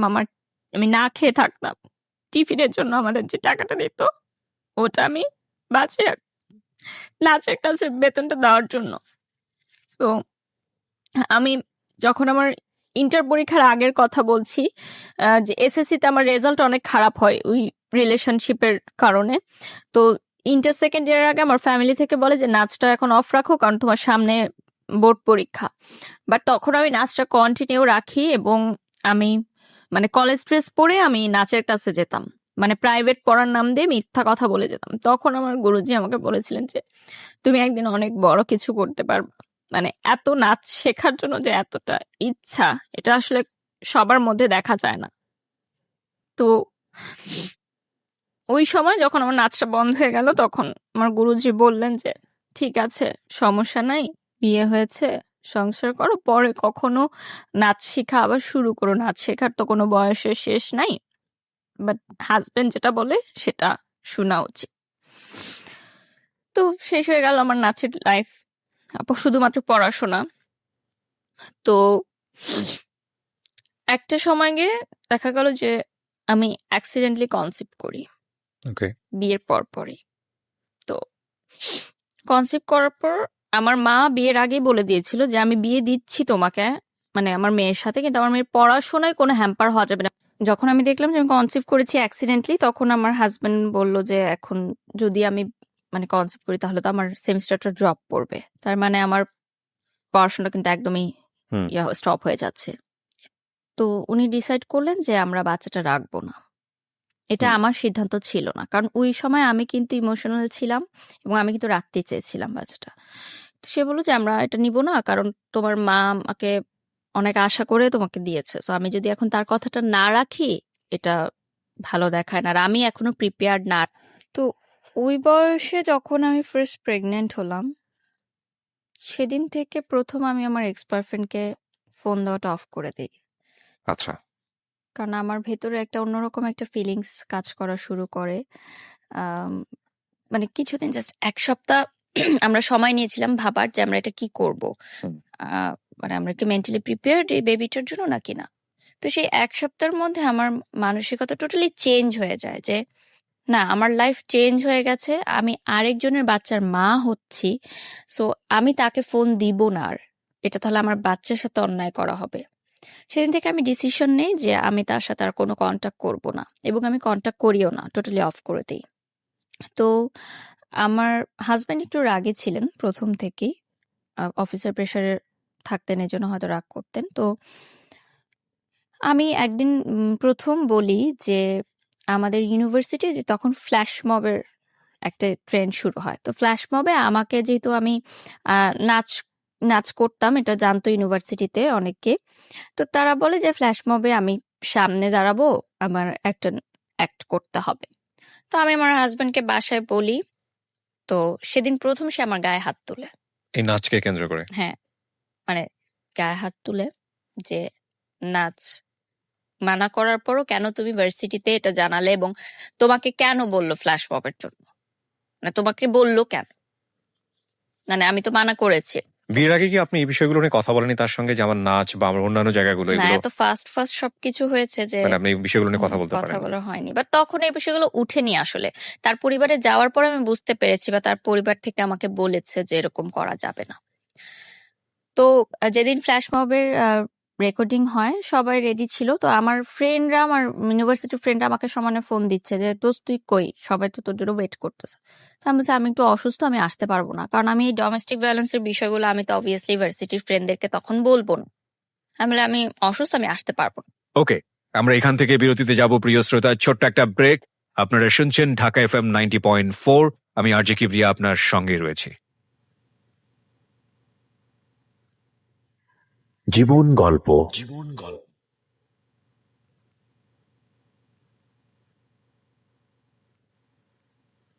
Love, hate, challenge, motivation, lies, truth, impossible, virtue, morality, something beyond entertainment. Welcome to my stage of reality. Stay tuned. Sunday and Wednesday with me, RJ Kibria, only on Dhaka FM 90.4.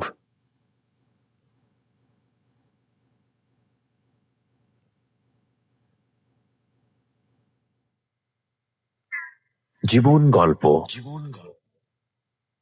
Welcome back once again প্রিয় শ্রোতা, আপনারা শুনছেন জীবন গল্প, আমি RJ Kibria আপনার সঙ্গে রয়েছি। আমার এই অনুষ্ঠানগুলোতে যদি আপনি অংশগ্রহণ করতে চান আমাদেরকে ফোন করবেন। আমাদের ফোন নাম্বারটি হচ্ছে 09611904904।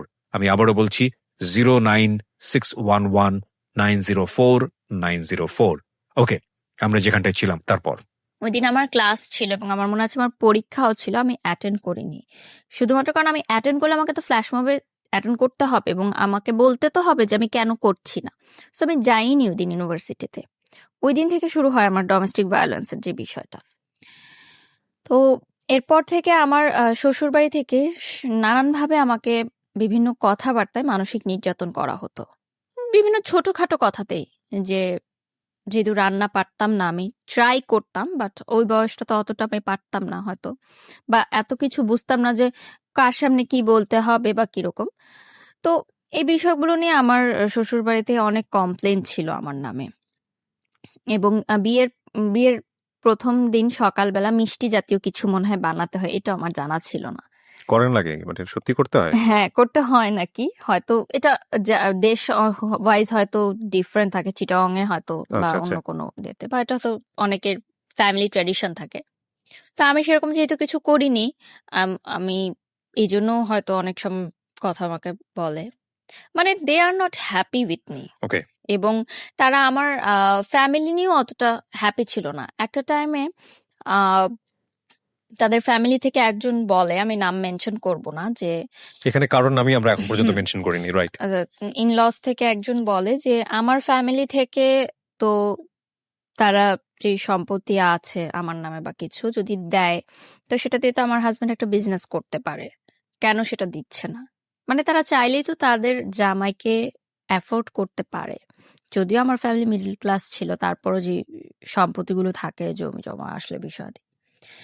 তো এই বিষয়টা আমি আমার ফ্যামিলিতে জানাই এবং আমার ফ্যামিলি সেটা মানে বলে যে এটা তো ঠিক না যেটা তারা বলছে আমাকে। তো যাই হোক, এই টাইমের মধ্যেই আমার হাজবেন্ড ফার্স্ট স্ট্রোক করে। স্ট্রোক করে? হ্যাঁ, মাইল্ড স্ট্রোক করে। এটা একটা মানে কাজের প্রেশারেই হতে পারে, বা ফ্যামিলির প্রেশারেও হতে পারে। হ্যাঁ। আমার সাথে কোনো সমস্যার কারণে না, মানে হুম। কোনো ঝামেলার কারণে না। সুস্থ মানুষ ছিল, হঠাৎ রাতে মানে তার হাই প্রেশার ছিল অনেক, হুম। এটার কারণে হয়। হুম। তো ইউনাইটেড হসপিটালে তাকে নিয়ে যাওয়া হয় এবং সেদিন সে আমার বাসাতেই ছিল, মানে আমার মায়ের বাসাতেই ছিল। আমরা নিয়ে যাই তাকে হসপিটালে। তো আইসিইউতে সে ছিল 2 রাত। তো সেই বয়সে আসলে এত কিছু বুঝে ওঠার আগেই মানে এরকম ছিল যে সে বেঁচে ফিরবে কিনা জানি না। আইসিইউতে গেলে যেটা হয় আর কি, এবং স্ট্রোক করেছে সে, এবং খুব ভালোভাবে। আমার এখনো মনে আছে ওই দিন আমি মানে ইউনাইটেডের আইসিইউ সামনে তো মানে বসার কোনো প্লেস নেই, আমি সিঁড়িতে বসেছিলাম সারা রাত, মানে রাত 12:30-1টার দিকে ঘটনা, আমি ভোর পর্যন্ত আমি বসেছিলাম। এবং মানে আমি জানি না যে কি হবে, এবং আমার তখন ফার্স্ট টাইম মনে হয়েছে যে আমার লাইফটা কি এরকম হওয়ার কথা ছিল। আমার সাথে যে ফ্রেন্ডরা, তারা এখন ফুচকা খাচ্ছে, প্রেম করছে, মুভি দেখতে যাচ্ছে, গান শিখছে, ফ্রেন্ডদের সাথে হ্যাং আউট করছে, সুন্দর সুন্দর কাপড় পরছে। আমি আইসিইউর সামনে এইভাবে বসে আছি। এটা তো আমার লাইফ হওয়ার কথা ছিল না। আমি তো আমার লাইফটাকে এভাবে দেখতে চাইনি, এবং সেটা আমার ভুলের জন্যই। কিন্তু আমি কিন্তু কাউকে ব্লেম করতে পারবো না যেটা তাদের ভুলের জন্য। আমার লাইফ কিন্তু আজকে আমার ভুলের জন্যই এমন। তো ভোরের দিকে আমার দেবর এসে আমাকে একটা জুস জুস কিনে দিল, জুস খেলাম, কারণ আমিও নিজে অসুস্থ হয়ে যাচ্ছিলাম আসলে ওই সময়টায়। তো যাই হোক, দুপুরের দিকে ডক্টর আসে, ইউনাইটেডের 2টার সময় ডক্টর আসে আবার দুপুরবেলা চেক আপ করার জন্য। তখন বলে যে আপনার হাজবেন্ড ঠিক আছে, কোনো চিন্তার বিষয় নেই, ওনাকে আমরা এইচডিআর বা কি যেন একটা বলে, ওখানে ট্রান্সফার করে দিচ্ছি, কালকে ডিসচার্জ হয়ে যাবে। তো গেল আরেকটা ধাক্কা, গেল আমার লাইফের উপর দিয়ে। তার কয়েক মাসের মধ্যেই আমার হাজবেন্ডের আরেকটা জটিল রোগ ধরা পড়ে, এবং সেটা বেশ জটিল ছিল। আমি এখন বলতে পারবো না হয়তো স্ক্রিনে, তার হয়তো কোনো ক্ষতি হোক, না, ঠিক আছে। আমরা জানতে চাই না। তো সেটার কারণে তার খাবার দাবার অনেক রেস্ট্রিক্টেড হয়ে যায়, এবং এটা বাই জেনারেশন ছিল এই রোগটা। তো দেখা যায় যে খুব পরিমিত হয়ে যায় তার লাইফ স্টাইলটা, এবং একটা অপারেশন হয়, মেজর অপারেশনের পর তার বেশ কয়েকদিন বেড রেস্টে থাকতে হয়। তো তখন কিন্তু একটা ডিস্টেন্স ক্রিয়েট হয়, মানে হাজব্যান্ড ওয়াইফের যে রিলেশনটা থাকে সেটার ব্যাপারে ডিস্টেন্স ক্রিয়েট হয়, প্রায় 1 বছর এর মতো ছিল 1 year? সেটা। 1 ইয়ার। এবং এমনও ছিল না যে এর আগেও খুব বেশি মানে ভালো ছিল, সুখকর ছিল ওই লাইফটা। তারপরও 1 বছরের ডিস্টেন্স আমার মনে হয় যে অনেক কিছু চেঞ্জ হয়, হুম। কারণ একটা হাজব্যান্ড ডেফিনেটলি ওয়াইফের মেন্টালিটি তো মধ্যে চেঞ্জ হওয়াটাই স্বাভাবিক, এটা খুবই ইম্পর্ট্যান্ট। তো ইভেন যদি বন্ডেজটা না থাকে। হ্যাঁ, See, বন্ডিস্ট আমি একটা মানুষের সঙ্গে স্টে করতেছি, হোয়াট একই ফর বিছানায় ঘুমাচ্ছি। না হোয়াট ফর রিজনটা কি? আপনি যদি একটা মানুষের সঙ্গে স্টে করেন, ওই মানুষটার পারপাস আপনি সার্ভ করতেছেন, ইটস আ রিলেশনশিপ, লাইক সে আপনার কিন্তু সম্পর্কের জায়গা থেকে হাজব্যান্ড, হুম হুম হুম, কিন্তু এই মানুষটার আপনি পারপাসই ছিল এই মানুষটার কাছে আসা যে আমি এক ধরনের রিমেডি চাই আমার পাস্ট লাইফে। হুম, হুম, হুম। ইট ইজ নট, মানে অ্যাকচুয়ালি কাজ করতেছে না। সেকেন্ড হচ্ছে যে ওখানে গিয়েও আপনি আপনার জায়গা থেকে যেটা চেয়েছিলেন সেভাবে হচ্ছে না, হ্যাপি না। থার্ডলি হলো যে সম্পর্কের জায়গাটা, স্বামী স্ত্রী যে সম্পর্কের জায়গাটা, ইট ইজ নট সাউন্ড। হুম। এখন সবকিছু মিলায়ে দ্য এম ইজ জিরো, মানে ultimately next day is zero. তাহলে আমি এই মানুষটার সঙ্গে স্টে কেন করছি? মানে তাকে আমি তো ভালোবাসি না। হুম, হুম। সো দেখেন সম্পর্কটা কতটা জটিল জায়গায় চলে গেছে। হ্যাঁ, তারপরে মানে সে সময় আমার মনে হয়েছে যে that was a wrong decision, যে আমার এই বয়সে বিয়ে করলাম একজনকে ভুলার জন্য, আরেকজনের উপর নির্ভরশীল হলাম, এবং তাকেও আমি ভালোবাসতে পারছি না। তো আপনি যখন এই রিলেশন মানে হাজবেন্ড থাকা অবস্থায় আপনার এক্স বয়ফ্রেন্ডকে ফোন দিচ্ছিলেন, হুম। এক্স বয়ফ্রেন্ড তো আপনার জায়গা থেকে আমি বলতে পারি না, কারণ তখন আপনি তাকে লাভ করে চলেছেন, বাট তার জায়গা থেকে কি সেটাও আমরা জানি না। সো ও কি বলতো, ও কি বলতো যে তুমি সংসার করো ঠিক মতো, হ্যাঁ, এটাই বলতো। বা ও বলতো না যে ব্যাক করো বা না ওরকম না, কোনো কিছু? কখনোই না। তখন ওর সাথে ওই মেয়েটার সম্পর্ক কি, কেমন এখানে চলছিল? একটা টুইস্ট আছে, যেই মেয়েটার কারণে আমাকে ছেড়ে গেছিল, আমার বিয়ের পরপরই সেই মেয়েটা একটা প্রবাসী ছেলেকে বিয়ে করে মানে বিদেশে চলে যায়। তারপরেও এই ছেলেটা আপনার বিয়ের পরে না। আপনাকে আর কোনো প্রকার, মানে সে কখনো কল করতো না? না, তার জায়গাতে সে কিন্তু আমার সেও কাছে, কিন্তু কষ্ট পেয়েছে। হ্যাঁ কষ্ট তার পেয়েছে, বাট রিলেশন ব্রেকআপ কিন্তু হওয়ার আপনার ধরেন এই কষ্টের জায়গাটা থেকে কিছুটা রেমেডি চাইলে আপনাকে নক দিতে পারতো, অ্যাডভান্টেজ নিতে নিতে পারতো। পারতো, কিন্তু সে সেটা নেয়নি। হুম। কারণ তখনও কিন্তু আমি উইক ছিলাম ইমোশনালি তার জন্য, বাট সে Definitely. চেয়েছে যে আমার সংসারটা নষ্ট না হোক। that's it. Definitely, definitely. অনেক শেখার আছে আজকের এই গল্প থেকে, বিলিভ মি। বলেন তারপর। তারপরে যেটা হয় যে ওই বয়সটায় না এত কিছু আমি বুঝতাম না, যে হার্টের পেশেন্টকে কিভাবে ট্রিট করতে হয়, বা এই ধরনের জটিল রোগের পেশেন্টকে কিভাবে ট্রিট করতে হয়। তো যাই হোক, তারপর একটা সময় সিদ্ধান্ত হলো যে আমরা আলাদা থাকবো, মানে আমার ভাসুরের বাসায় একসাথে না থেকে আমরা আলাদা থাকবো, কারণ ওখানে রুমেরও সংকট ছিল এবং তার ছেলেমেয়েরা বড় হয়ে যাচ্ছিল। আমার হাজবেন্ডের এরকম প্রবলেম ছিল, জটিল রোগ ছিল। তো আমরা চেঞ্জ করে নতুন বাসা নিব। তখন আমার হাজবেন্ড বলে যে একা কোনো বাসায় তোমাকে রেখে আমি মানে অফিসে যাব, সেটা আমার জন্য টেনশন হয়। তো আমার মায়ের বাড়িতেই আমরা একটা ফ্ল্যাটে ভাড়া থাকতাম। হুম। বাট আমার মা বাবা কখনোই সেই ভাড়াটা নেননি। ওকে। মানে এলাকার মানুষ হয়তো বুঝতো যে ঘর জামাই, কিন্তু আসলে সেটা না। হুম। আমার মা নিতেন না, কারণ মা জানতেন যে খুবই লিমিটেড আয় তার, সো এখানে ভাড়াটা কিভাবে নিবে, আমারই তো সন্তান থাকছে।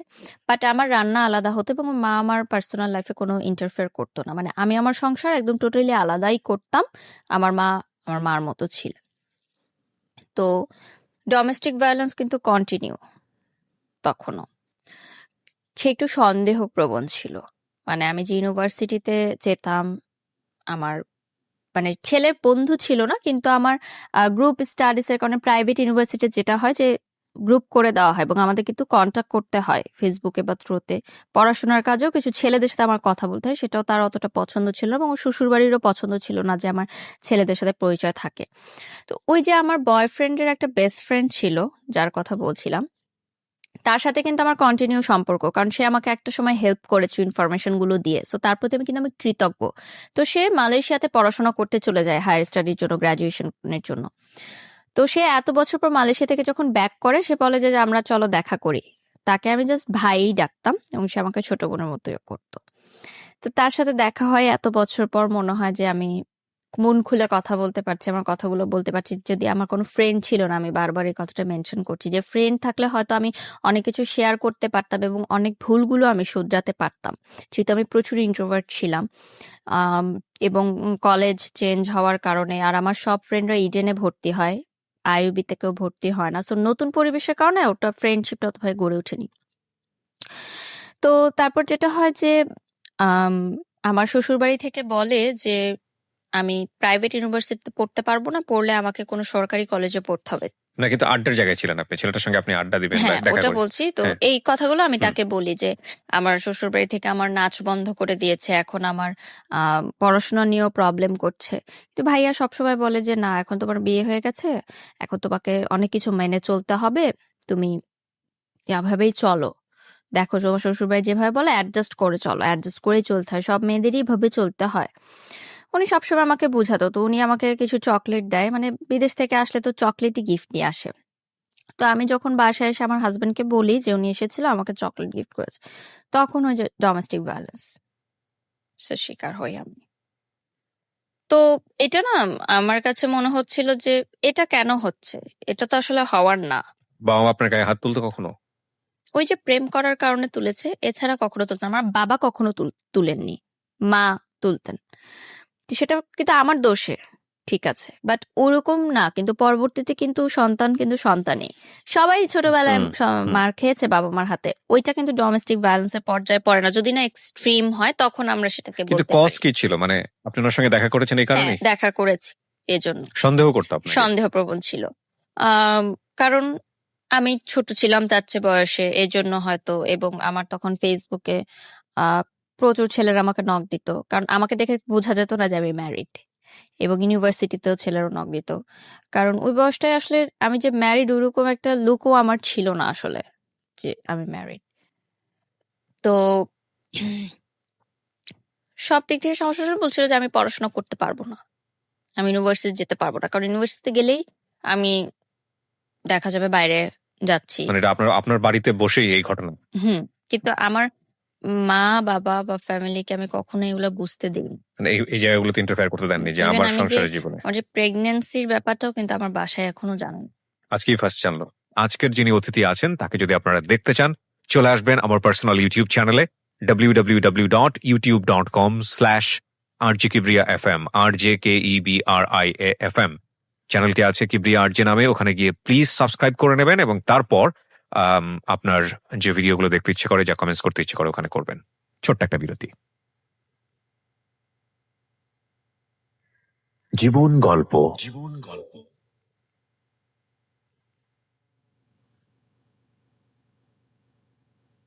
লাভ, hate, challenge, motivation, lies, truth, impossible, virtue, morality, something beyond entertainment. Welcome to my stage of reality. Stay tuned. Sunday and Wednesday with me, RJ Kibriya, only on Dhaka FM 90.4.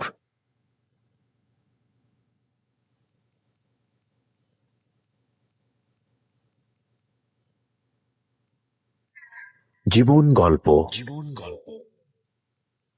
Welcome back once again প্রিয় শ্রোতা, আপনারা শুনছেন জীবন গল্প। আমি আরজি কিবরিয়া আপনার সঙ্গে রয়েছি এবং কথা না বাড়িয়ে আমার যিনি গেস্ট আছেন তার কাছেই ফিরতে চাই। আর আমাদের এই অনুষ্ঠানটি আপনারা একযোগে শুনতে পাচ্ছেন আমাদের ইউটিউব চ্যানেলে। আমাদের ইউটিউব চ্যানেলটি হচ্ছে www.youtube.com/dfm904।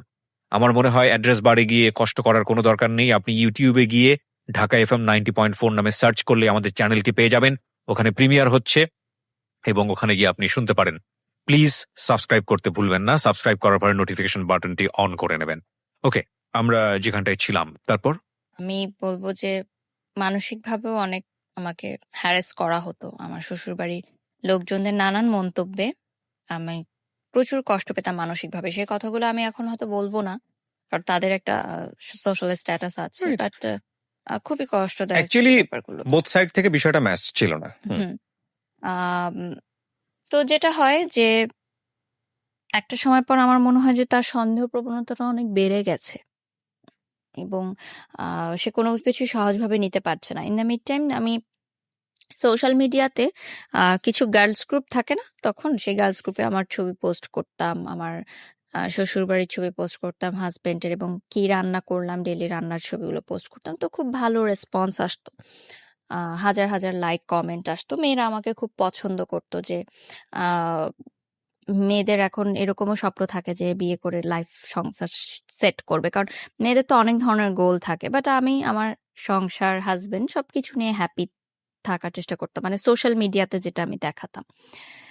তো সবাই আমাকে খুব প্রেস করতো। তো এর মধ্যে একজন আমাকে নক দেয় যে, আপু আমার একটা নতুন পেজ আছে। তখন নতুন নতুন কিন্তু মেয়েরা বিজনেস স্টার্ট করে, যে ফেসবুকে লাইভ করে, জামা কাপড় বিক্রি করে। এখন এটা খুবই অ্যাভেলেবল, বাট হুম যেই সময়ের কথা বলছি 2014-15 কথা, তখন মাত্র শুরু হলো। তো আমারই পরিচিত একটা মেয়ে ইউনিভার্সিটির, ও আমাকে বলে যে আমার কয়েকটা শাড়ি আর ড্রেস আছে, তুমি পরে একটু ছবি তুলে দিবে। ওটাও কিন্তু তেমন ফটোশুট না যে স্টুডিওতে গিয়ে হবে, বাসায় ঘরোয়া ভাবে ও মোবাইলেই কিছু ছবি তুলবে, জাস্ট ওর বাসায় একটা সুন্দর টেরাস আছে ওখানে।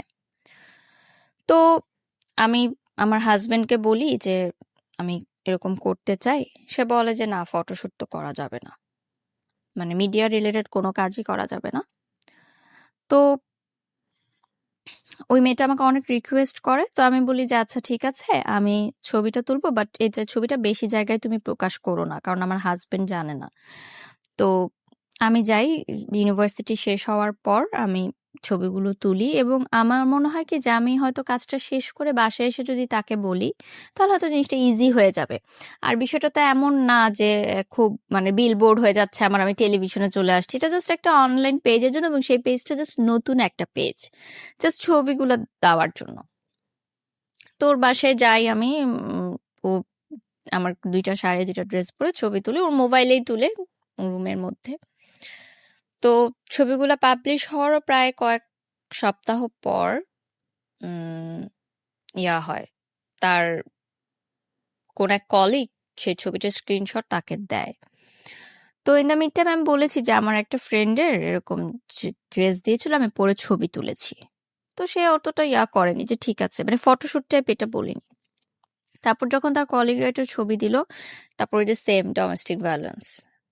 তো আমার কথা হচ্ছে যে আমি তো খারাপ কিছু করিনি, আমি তো অন্যায় কিছু করিনি। আর আমাকে কেন এরকম মানে ফেস করতে হবে? সবই তো আমি স্যাক্রিফাইস করলাম, সবই তো করলাম, নাচটাও ছেড়ে দিলাম, তাহলে কেন এই ছোট ছোট বিষয়গুলো আমাকে দেওয়া হচ্ছে না? ইন্টারেস্টিং না বিষয়টা, মানে সে প্রথম কথা হচ্ছে মানে আপনার জায়গা থেকে আপনি যেভাবে বলছেন যে সমস্ত কিছু জেনে শুনেই আপনাকে বিয়েটা করেছে, এক। 2 নাম্বার হচ্ছে যে আলটিমেটলি আপনি যেটা বললেন যে 14 বছর বয়সের ডিফারেন্স ছিল, সো আপনাকে সে কোনো না কোনো ভাবে হ্যান্ডেল করতে পারবে এই সিচুয়েশন গুলোতে। হুম সেখানে আপনাকে, আমার যেটা মনে হয়, খুব কমন সেন্সের জায়গা থেকে ফুল লিবার্টি দিয়ে ধীরে ধীরে বুঝিয়ে তার মতো করে গড়ে নেয়া, সেই জায়গাটা না করে বরং ইম্পোজ করছে, হ্যাঁ, এবং চাপাচাপি করছে, তখন তো আর বিষয়টা মানে কষ্টটা আরো বেড়ে যাওয়ার কথা, তাই না, সব দিক থেকেই।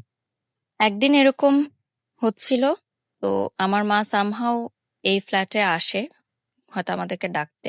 তো গেটটা খোলা ছিল, তো সে দেখে যে আমার হাজবেন্ড এটা করছে। গায়ে হাত তুলছে। ওই দিনই আর কি সেপারেশনটা হয় আমাদের।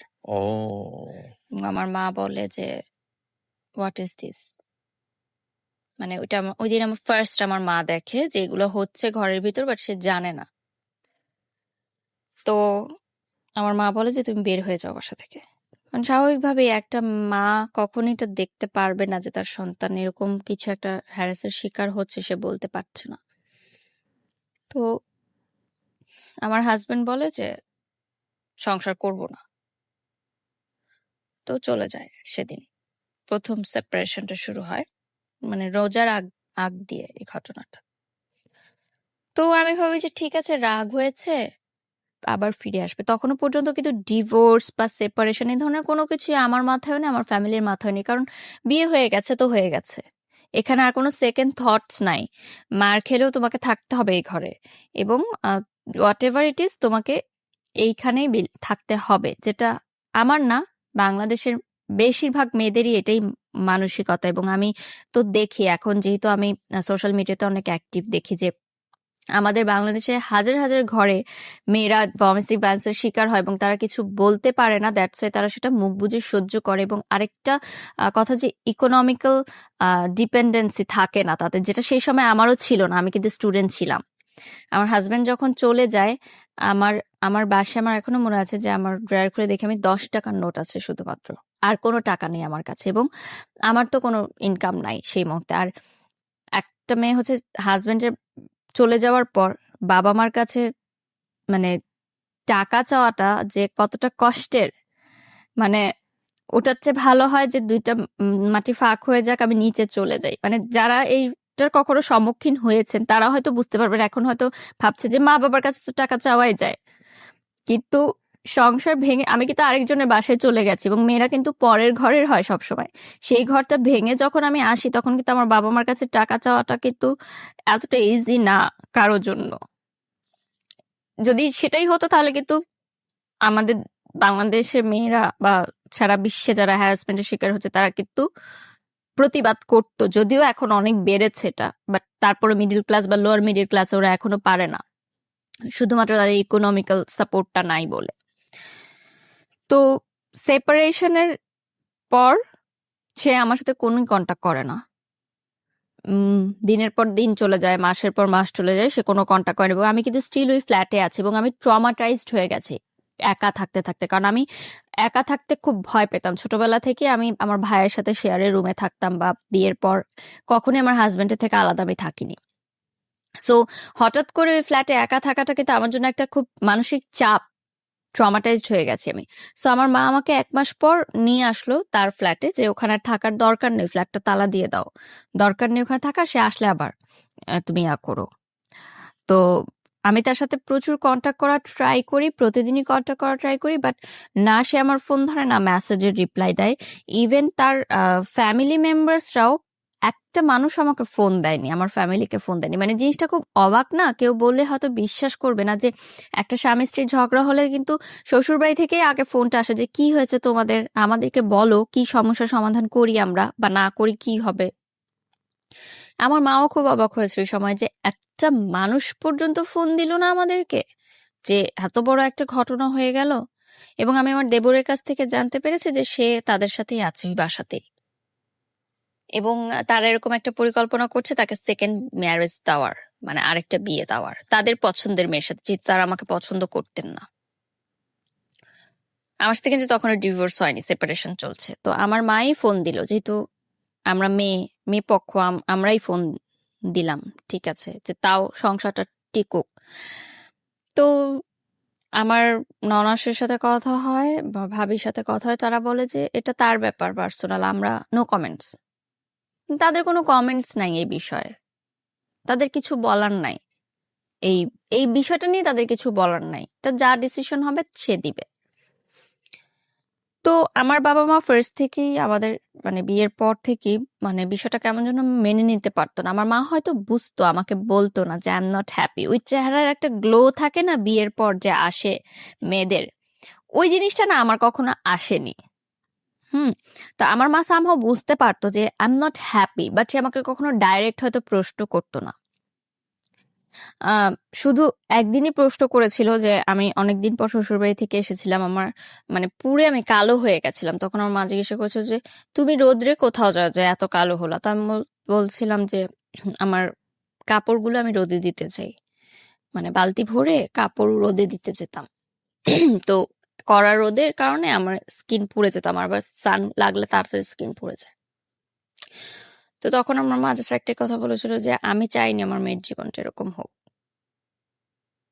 মানে এই জন্য তো সে আমাকে পড়াশোনা শিখায়নি আসলে। হ্যাঁ, অবভিয়াসলি উইথ ডিউ রেসপেক্ট, বাসার কাজ যারা করে ইটস ওকে, বাট শুধুমাত্রই যে এইটাই হবে আমার জীবন সেটা সে কখনো চায়। যেহেতু সে একজন কলেজের প্রফেসর, একটি স্বনামধন্য কলেজের প্রফেসর, আমার বাবা বুয়েট থেকে পাশ করা আর্কিটেক্ট। সো আমাদের ফ্যামিলি ব্যাকগ্রাউন্ড কিন্তু ওরকম না যে আমার চাচা ডাক্তার ছিলেন একজন, আমার অন্য চাচা প্রাইভেট টেলিকোম্পানিতে জব করেন, মানে সবাই খুব হাই পজিশনে আছেন। সেই জায়গা থেকে আমি এরকম হলাম। তো তারপরে যেটা হয় যে সেপারেশনের সময়টা আমার খুবই খারাপ কাটে এবং রোজার মাস চলে আসে। তো আমি বলি ঠিক আছে, আমি তো জানি আমার হাজবেন্ড ওই বাসায় আছে, আমি ইফতার নিয়ে যাব তার জন্য। ইফতারি নিয়ে গেলে আমাকে তো ইফতার করাবে, তখন আমি ইফতারের পর তাকে খুলে বলবো সবকিছু যে কি সমস্যা, ঠিক আছে তুমি যেভাবে চাও আমি সেভাবেই হবো। এবং আমি ডিসাইড করলাম যে ঠিক আছে আমি বোরখা পরবো, আমি হিজাব পরবো, তাও আমার সংসারটা টিকুক। আমি হিজাব পরবো, বোরখা পরবো, দরকার হলে আমি পড়াশোনাও করবো না, আমার দরকার নেই পড়াশোনা করার, আমার এভাবে লাইফ চলছে চলুক, আমি করব, সংসার টিকাবো আমি। তারপরে নিচে যখন গেলাম আমার শ্বশুরবাড়িতে, আমাকে ঢুকতে দিল না বাসায়।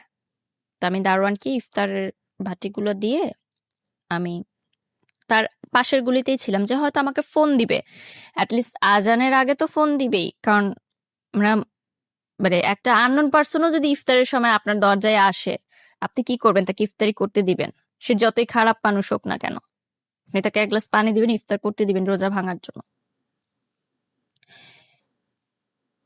মানে এখনো এই যে রমজান মাস চলছে, আমার রোজা রেখে বলতে খুব কষ্ট হচ্ছে, তারপরও বলছি যে রোজার মাসটা আসলেই আমার একদম ভালো লাগে না। সবাই বলে যে সবাই অপেক্ষা করে এই মাসের জন্য, কিন্তু এই মাসটা আসলে আমি আমি ভালো থাকতে পারি না। আমার এখনো মনে পড়ে যে উত্তরা হাই স্কুলের উল্টা দিকে যে ফুটপাতটা আছে উত্তরাতে, আমার শ্বশুর বাড়ি ওই সেক্টরে ছিল। আজান দিচ্ছে, আমি তখনও বসা, আমি ফোনের অপেক্ষায় যে আমাকে ফোন করবে, ফোন করেনি। আমি ওখানে বসা, আমার কাছে পানিও নাই, সব দোকানপাট, ওখানে কোন দোকানপাট ছিল না। তো ওই যে বিনামূল্যে ইফতার বিতরণ করে না, তারা এসে আমাকে একটা প্যাকেট দিয়ে গেল এবং তারা গাড়ি দিয়ে যাচ্ছিল, প্যাকেটটা ছুড়ে দিয়েছে, আমাকে এসে দেয়ও নি এমন। সো দ্যাট টাইম আমার মনে হয়েছে যে আমার লাইফ কোন পর্যায়ে চলে গেছে, যে আমি রাস্তায় বসে আছি, আমাকে ইফতারের প্যাকেট ছুড়ে দিয়ে চলে গেল। মানে আমি কি ভিখারির পর্যায়ে চলে গেলাম?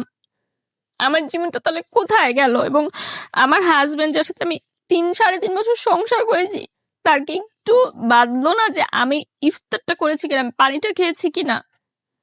মানে কি এমন হলো যে এতটা নিষ্ঠুর হয়ে যায় একটা মানুষ? তো আমি জাস্ট পানির বোতল থেকে পানি খাই, আমি ইফতারটা খাই না, আমি চলে যাই বাসায়। বাসায় গিয়ে আমি আমার মাকে বলি যে হ্যাঁ আমি ইফতার করেছি। আমি কিন্তু এগুলো বলি না, বললে আমার মা সেটা নিতে পারবেন না। আমি না ছোটবেলা থেকে সবসময় চেয়েছি যে আমার প্রবলেমগুলো আমার মধ্যেই থাকুক, কারণ আমি ছোট থেকে দেখেছি আমার মা অনেক কষ্ট করে আমাদেরকে আয় করে, চাকরি করে, টিউশনি করে আমার ভাইকে আমাকে বড় করেছে, এবং যৌথ পরিবার ছিল, অনেক মানুষ ছিল, সবার মধ্যে থেকে আমাদেরকে ভালো রেখেছেন। তা আমি চাইনি যে এক্সট্রা কোনো হ্যারাসমেন্ট মানে তাকে হোক, তার কোনো চিন্তা হোক আমাকে নিয়ে এক্সট্রা। এই জন্য আমি তাকে কখনো এগুলো শেয়ার করতাম না। তো তারপরে আমি তাকে ফোন দিয়ে বলি যে আমি কি অপরাধ করলাম যে এরকম হয়ে যাচ্ছে। ইন দ্য মিড টাইম আমার স্কুল মানে ইউনিভার্সিটির একটা ফ্রেন্ড আছে, ও চিটাগং এর ছেলে ছিল। আমার শ্বশুর বাড়ি যেহেতু চিটাগং এ, ও আমাকে বলে যে দোস্ত, আমার কেন যেন মনে হচ্ছে এখানে বিষয়টা একটু অন্যরকম। হ্যাঁ, আমার মনে হয় কি, তুই তো বিয়ের আগে কখনো ওনার সম্পর্কে কোনো মানে হিস্ট্রি জানিসনি। একটা বিয়ের আগে অ্যারেঞ্জ ম্যারেজে ছেলে বা মেয়ের হিস্ট্রি কিন্তু জানাটা খুবই ইম্পর্টেন্ট, যে সে পাস্টে কি ছিল বা কি। সে ফুল পড়াশোনা চিটাগাংয়ে করেছে, তারপর ঢাকায় এসে সে চাকরি করতো। সে আমাকে বলে যে আচ্ছা তুই আমাকে একটু ওনার ইউনিভার্সিটির ঠিকানাটা দে, আমি ওই ব্যাচের যে ছেলে মেয়েরা ছিল তাদের কাছ থেকে একটু ইনফরমেশন নেই যে আসলে সে কেমন মানুষ ছিল, মানে হঠাৎ কি এমন হলো এরকম। একটা অবাক ঘটনা আমি জানতে পারি যে তার আগেও একটা বিয়ে হয়েছিল। ও মানে এটা তার সেকেন্ড ম্যারেজ ছিল, যেটা সে আমার কাছে গোপন করেছিল। এবং ওই ইউনিভার্সিটিতে ওই ব্যাচের সবাই এটা জানে, এবং চিটাগং এর সবাই জানতো যে সে ম্যারিড, ওই মেয়েটার কথা। এবং ওই মেয়েটার কথা আমিও জানতাম। সে আমাকে বলছিল যে তার এক্স গার্লফ্রেন্ড, তার সাথে জাস্ট প্রেম ছিল ইউনিভার্সিটি লাইফে, সেটা পরে ভেঙে গেছে, কিন্তু সেটা যে বিয়ে পর্যন্ত গড়িয়েছে সেটা আমাকে কিন্তু সে বলেনি। এটা এটা আপনি শুনলেন চারপাশ থেকে, কিন্তু প্রমাণ কি পেলেন? প্রমাণ আসলে কি, আমার মাকে যখন আমি এই ঘটনাগুলো বললাম, এবং আমার ওই ফ্রেন্ডও এসে বললো যে আন্টি আমি এগুলো ইনফরমেশন পেয়েছি তার কাছ থেকে। এবং আমাকে যে মেয়েটার নাম বলেছিল, আমি কিন্তু ওই ফ্রেন্ডকে নামটা বলিনি, যে আমি বলছি তুই জাস্ট ইনফরমেশন নে। ও ইনফরমেশনটা নিয়ে কিন্তু সেম নামটাই আমাকে বললো। তখন কিন্তু আমি যোগসূত্রটা মিলেছি যে ঠিক আছে, কারণ আমি নামটা তাকে ইচ্ছা করে বলিনি, যে আমি জানতে চাইছি যে সেদিক থেকে কি খবরটা আসে। ওরা যেহেতু চিটাগাং এর স্থানীয় ছিল, তো চেনা জানা ছিল ওর। তো আমার ননাসকে ফোন করে যখন আমার মা বললেন যে এরকম একটা ঘটনা শুনলাম, চিটাগাং এর লোকে মুখে মানুষ বলছে, সে এত উত্তেজিত হয়ে গেল আমার মার সাথে, এবং মানে এত বাজে ব্যবহার করলো, আমার মা টোটালি অবাক হয়ে গেল। এবং সে বলল যে আচ্ছা আমার মেয়ের নামে যদি আজকে কেউ কোনো কথা বলতো, আমি কিন্তু হেসে ঠান্ডা মাথায় কথাটা উড়িয়ে দিতাম। আপনি যেহেতু উত্তেজিত হয়ে গেলেন, সেটা থেকে আমি আপনার উত্তরটা পেয়ে গেছি যে ঘটনাটা সত্য না মিথ্যা। এবং তার 5 মিনিটের মধ্যে আমার হাজবেন্ড আমাকে ফোন করবে, তুমি পাগল হয়ে গেছো, এই সেই অনেক নানান কথা বলে যে আমার নামে তুমি মিথ্যা কথা রটাচ্ছ। যাই হোক, বলার পরে আমি তাকে বলি যে ঠিক আছে, তুমি ইয়া করো, মানে সেপারেশনের 1 মাস পরের ঘটনা বলছি। 1 মাসের মধ্যে কিন্তু এগুলো হয়েছে, যে রোজার মাসে। তো তখনও রোজা কন্টিনিউ কিন্তু। তো আমি খুব কম খাওয়া দাওয়া করতাম, তো এর মধ্যে আমি মানে মনে হয়েছে আমার যে আমি আবার কনসিভ করেছি। হুম আহ তো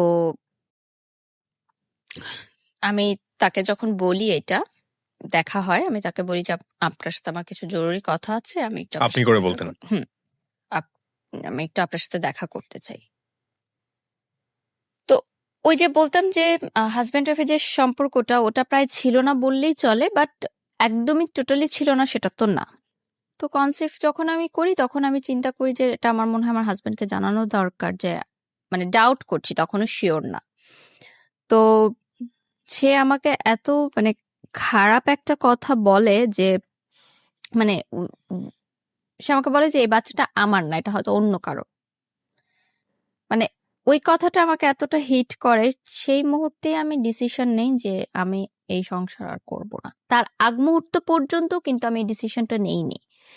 কিন্তু আমার মনে হয়েছে যে আমার চরিত্র নিয়ে যখন সে কথা বলেছে, তার মানে সে আমাকে ওরকমই মনে করে। মানে সন্দেহের জায়গাটা কোথায় চলে গেছে, যে সে এটা মনে করছে যে আমার পেটে যে বাচ্চা আছে সেটা তার না, এটা অন্য কারো। তো যাই হোক, সামহাও 1 সপ্তাহ পর আমি জানতে পারি যে না, আমি কনসিভ করিনি, রোজায় আমি কম খেয়েছি, হয়তো এজন্য হয়তো আমার সার্কুলারটা অফ ছিল, তারপর আমার সেটা ঠিক হয়ে যায়। ও ওকে। মানে আই ওয়াজ নট প্রেগনেন্ট, মানে আমি ডাউট করেছিলাম। এ থেকে কিন্তু আমার একটা সুবিধা হয়েছে যে আমি জানতে পেরেছি যে তার কি ধারণাটা আমার সম্পর্কে।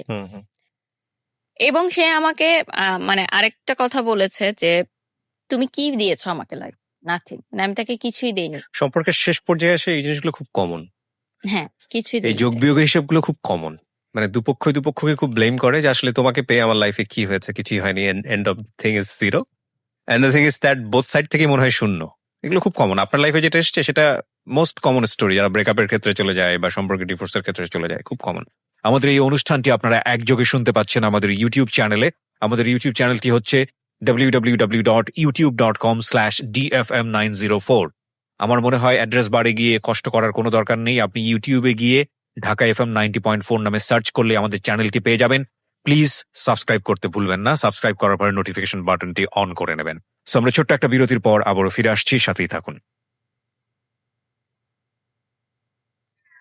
জীবন গল্প।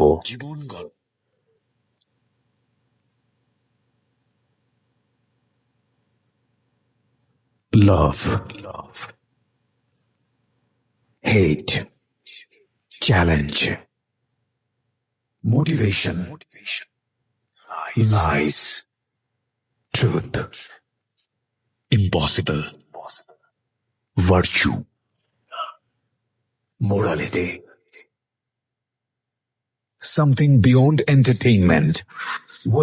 Welcome to my stage of reality. Stay tuned. Sunday and Wednesday with me, Archie Kibria, only on Dhaka FM 90.4.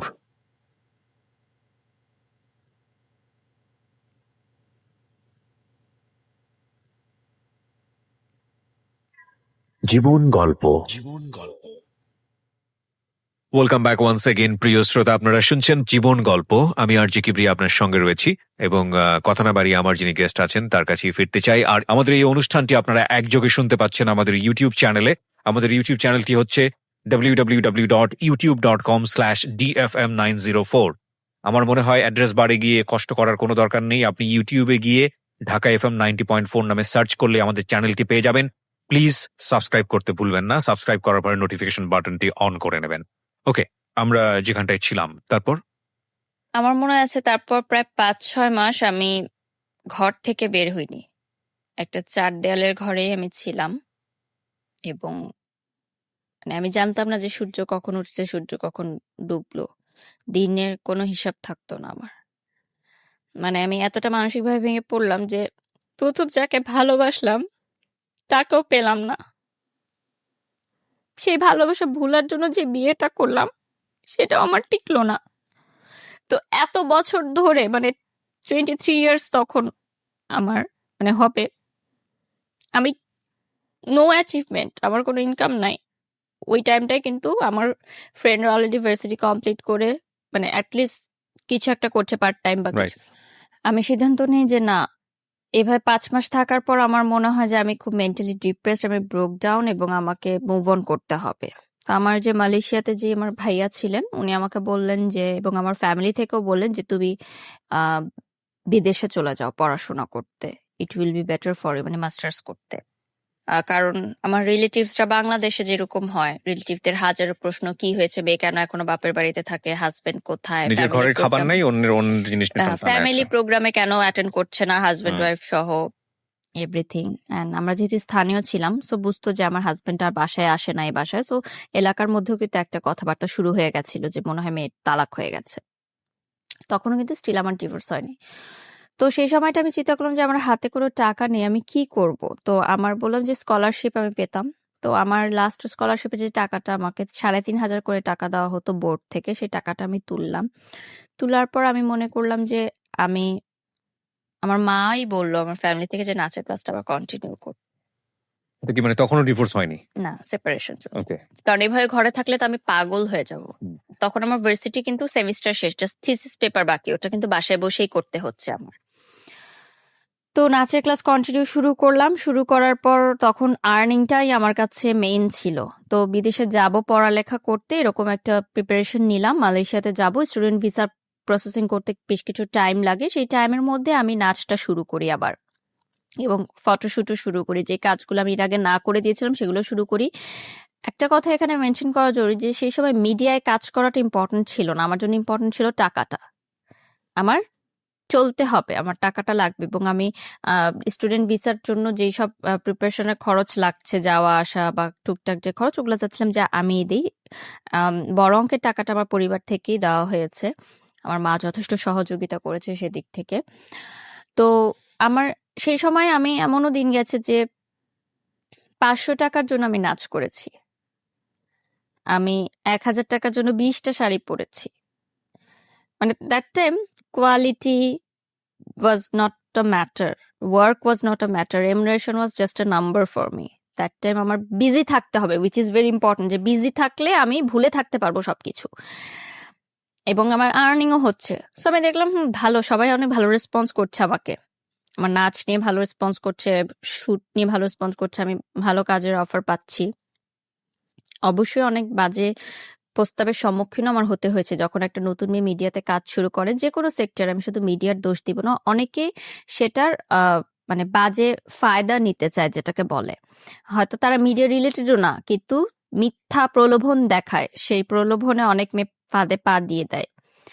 সেটা আমি অনেকভাবে কাটিয়েছি, কারণ এর আগে আমি জীবনে অনেক কিছু দেখে এসেছি, তো আমি খুব বুঝতে পারতাম জিনিসগুলো। তো এরপর আমার নতুন জীবন শুরু হয় মালয়েশিয়াতে। আমি মালয়েশিয়া চলে যাই পড়ালেখা করতে, মাস্টার্স করতে, মিডিয়া অ্যান্ড কমিউনিকেশন নিয়ে। আমার যে ভাইয়াটা ছিল, আমি ডর্মে উঠে গিয়ে আমাদের ইউনিভার্সিটির, আর যেহেতু নতুন দেশ, কিছু চিনি না, সো অবভিয়াসলি উনি হাতে ধরে সবকিছু চিনায়, মালয়েশিয়ার প্রতিটা রাস্তা, রোড, পড়াশোনা কিভাবে করতে হবে। এই ভাইয়াটা কি মানে আপনার এক্স বয়ফ্রেন্ডের best friend, best friend? Still now best friend ছিল, বাট তাকে নিয়ে আমার কোনো কথা হতো না। হুম। জাস্ট জানতাম হ্যাঁ সে ভালো আছে, তার এখনো বিয়ে হয়নি, সে ভালো আছে এবং সে লয়ার হয়ে গেছে। হুম।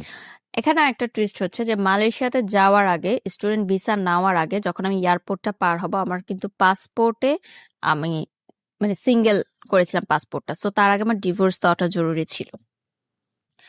আর আমার ডিভোর্সের লিগ্যাল লয়ার ছিল আমার এক্স বয়ফ্রেন্ড, কারণ দ্যাট টাইম আমি কাউকে চিনতাম না, মানে কোনো লয়ার চিনতাম না, এবং আমি ফ্যামিলিতে বলিনি যে আমি ডিভোর্স সাইন করছি, কারণ আমার ফ্যামিলি বলেছে যে তুমি ডিভোর্স দিও না যতক্ষণ না পর্যন্ত ছেলে ডিভোর্স দেয়। এবং আরেকটা কথা যে আমার দেনমোহর, কাবিননামা কোনো টাকাই আমার শ্বশুরবাড়ি বা আমার হাজবেন্ড পরিশোধ করেনি। যাই হোক, ওইটা আলাদা একটা চ্যাপ্টার, কিন্তু আমার কাছে এখানে সবচেয়ে বড় টুইস্টের জায়গাটা হচ্ছে আপনার এক্স বয়ফ্রেন্ড। এক্স বয়ফ্রেন্ড কি মানে প্রফেশনালিজমের জায়গা থেকে, প্রফেশনালিজমের জায়গা থেকে বলেছেন? প্রফেশনালিজমের জায়গা থেকে, কিন্তু সে উইদাউট ফ্রি আমাকে এই কাজটা করে দিয়েছে। ডিভোর্স পেপার সব রেডি করতে যে টাকাটা লাগে সেটা আমাকে সে ফ্রি করে দিয়েছে, এবং সে অনেকটা গিলটি ফিল থেকে এই কাজটা করেছে হয়তো, কারণ সে সবই তো জানে যে কি কারণে আমি বিয়েটা হয়েছে এবং কি কারণে আমার সংসারটা ভেঙেছে, এবং সে So, আপনি কি বলেছে। এগুলো শেয়ার করতেন তার সঙ্গে? মানে না, শেয়ারের মতো জায়গা কি তৈরি তার হয়েছিল? বেস্ট ফ্রেন্ডের সাথে শেয়ার করতাম, তো তার সে বেস্ট ফ্রেন্ড তার শেয়ার মাধ্যমে করতো। জানতো। তো আমাকে, যেহেতু আমার হাতে তখন কোনো টাকা ছিল না, তো ভাইয়া বলে যে তুমি ওর মাধ্যমে করাও এটা, তাহলে তোমার কোনো টাকা খরচ হবে না, আমি ওকে বলে দিচ্ছি, ও সমস্ত কাগজপত্র রেডি করে তোমার বাসায় দিয়ে যাবে, আমাকে কোর্টেও যেতে হবে না, অন্য কোনো লয়ার সেট করলে হয়তো আমাকে কোর্টে যেতে হতো বা কিছু করতে হতো। তো আমার বাসার কাছেই সে একটা রেস্টুরেন্টে নিয়ে আসে ডিভোর্স পেপার, তো আমি সাইন করে দিই। আমি অনেক কান্না করি সেদিন, মানে সে আমার চোখের দিকে তাকাতে পারছিল না, সে জাস্ট বলছিল তাড়াতাড়ি সাইন করো, আমার কাজ আছে, আমার যেতে হবে।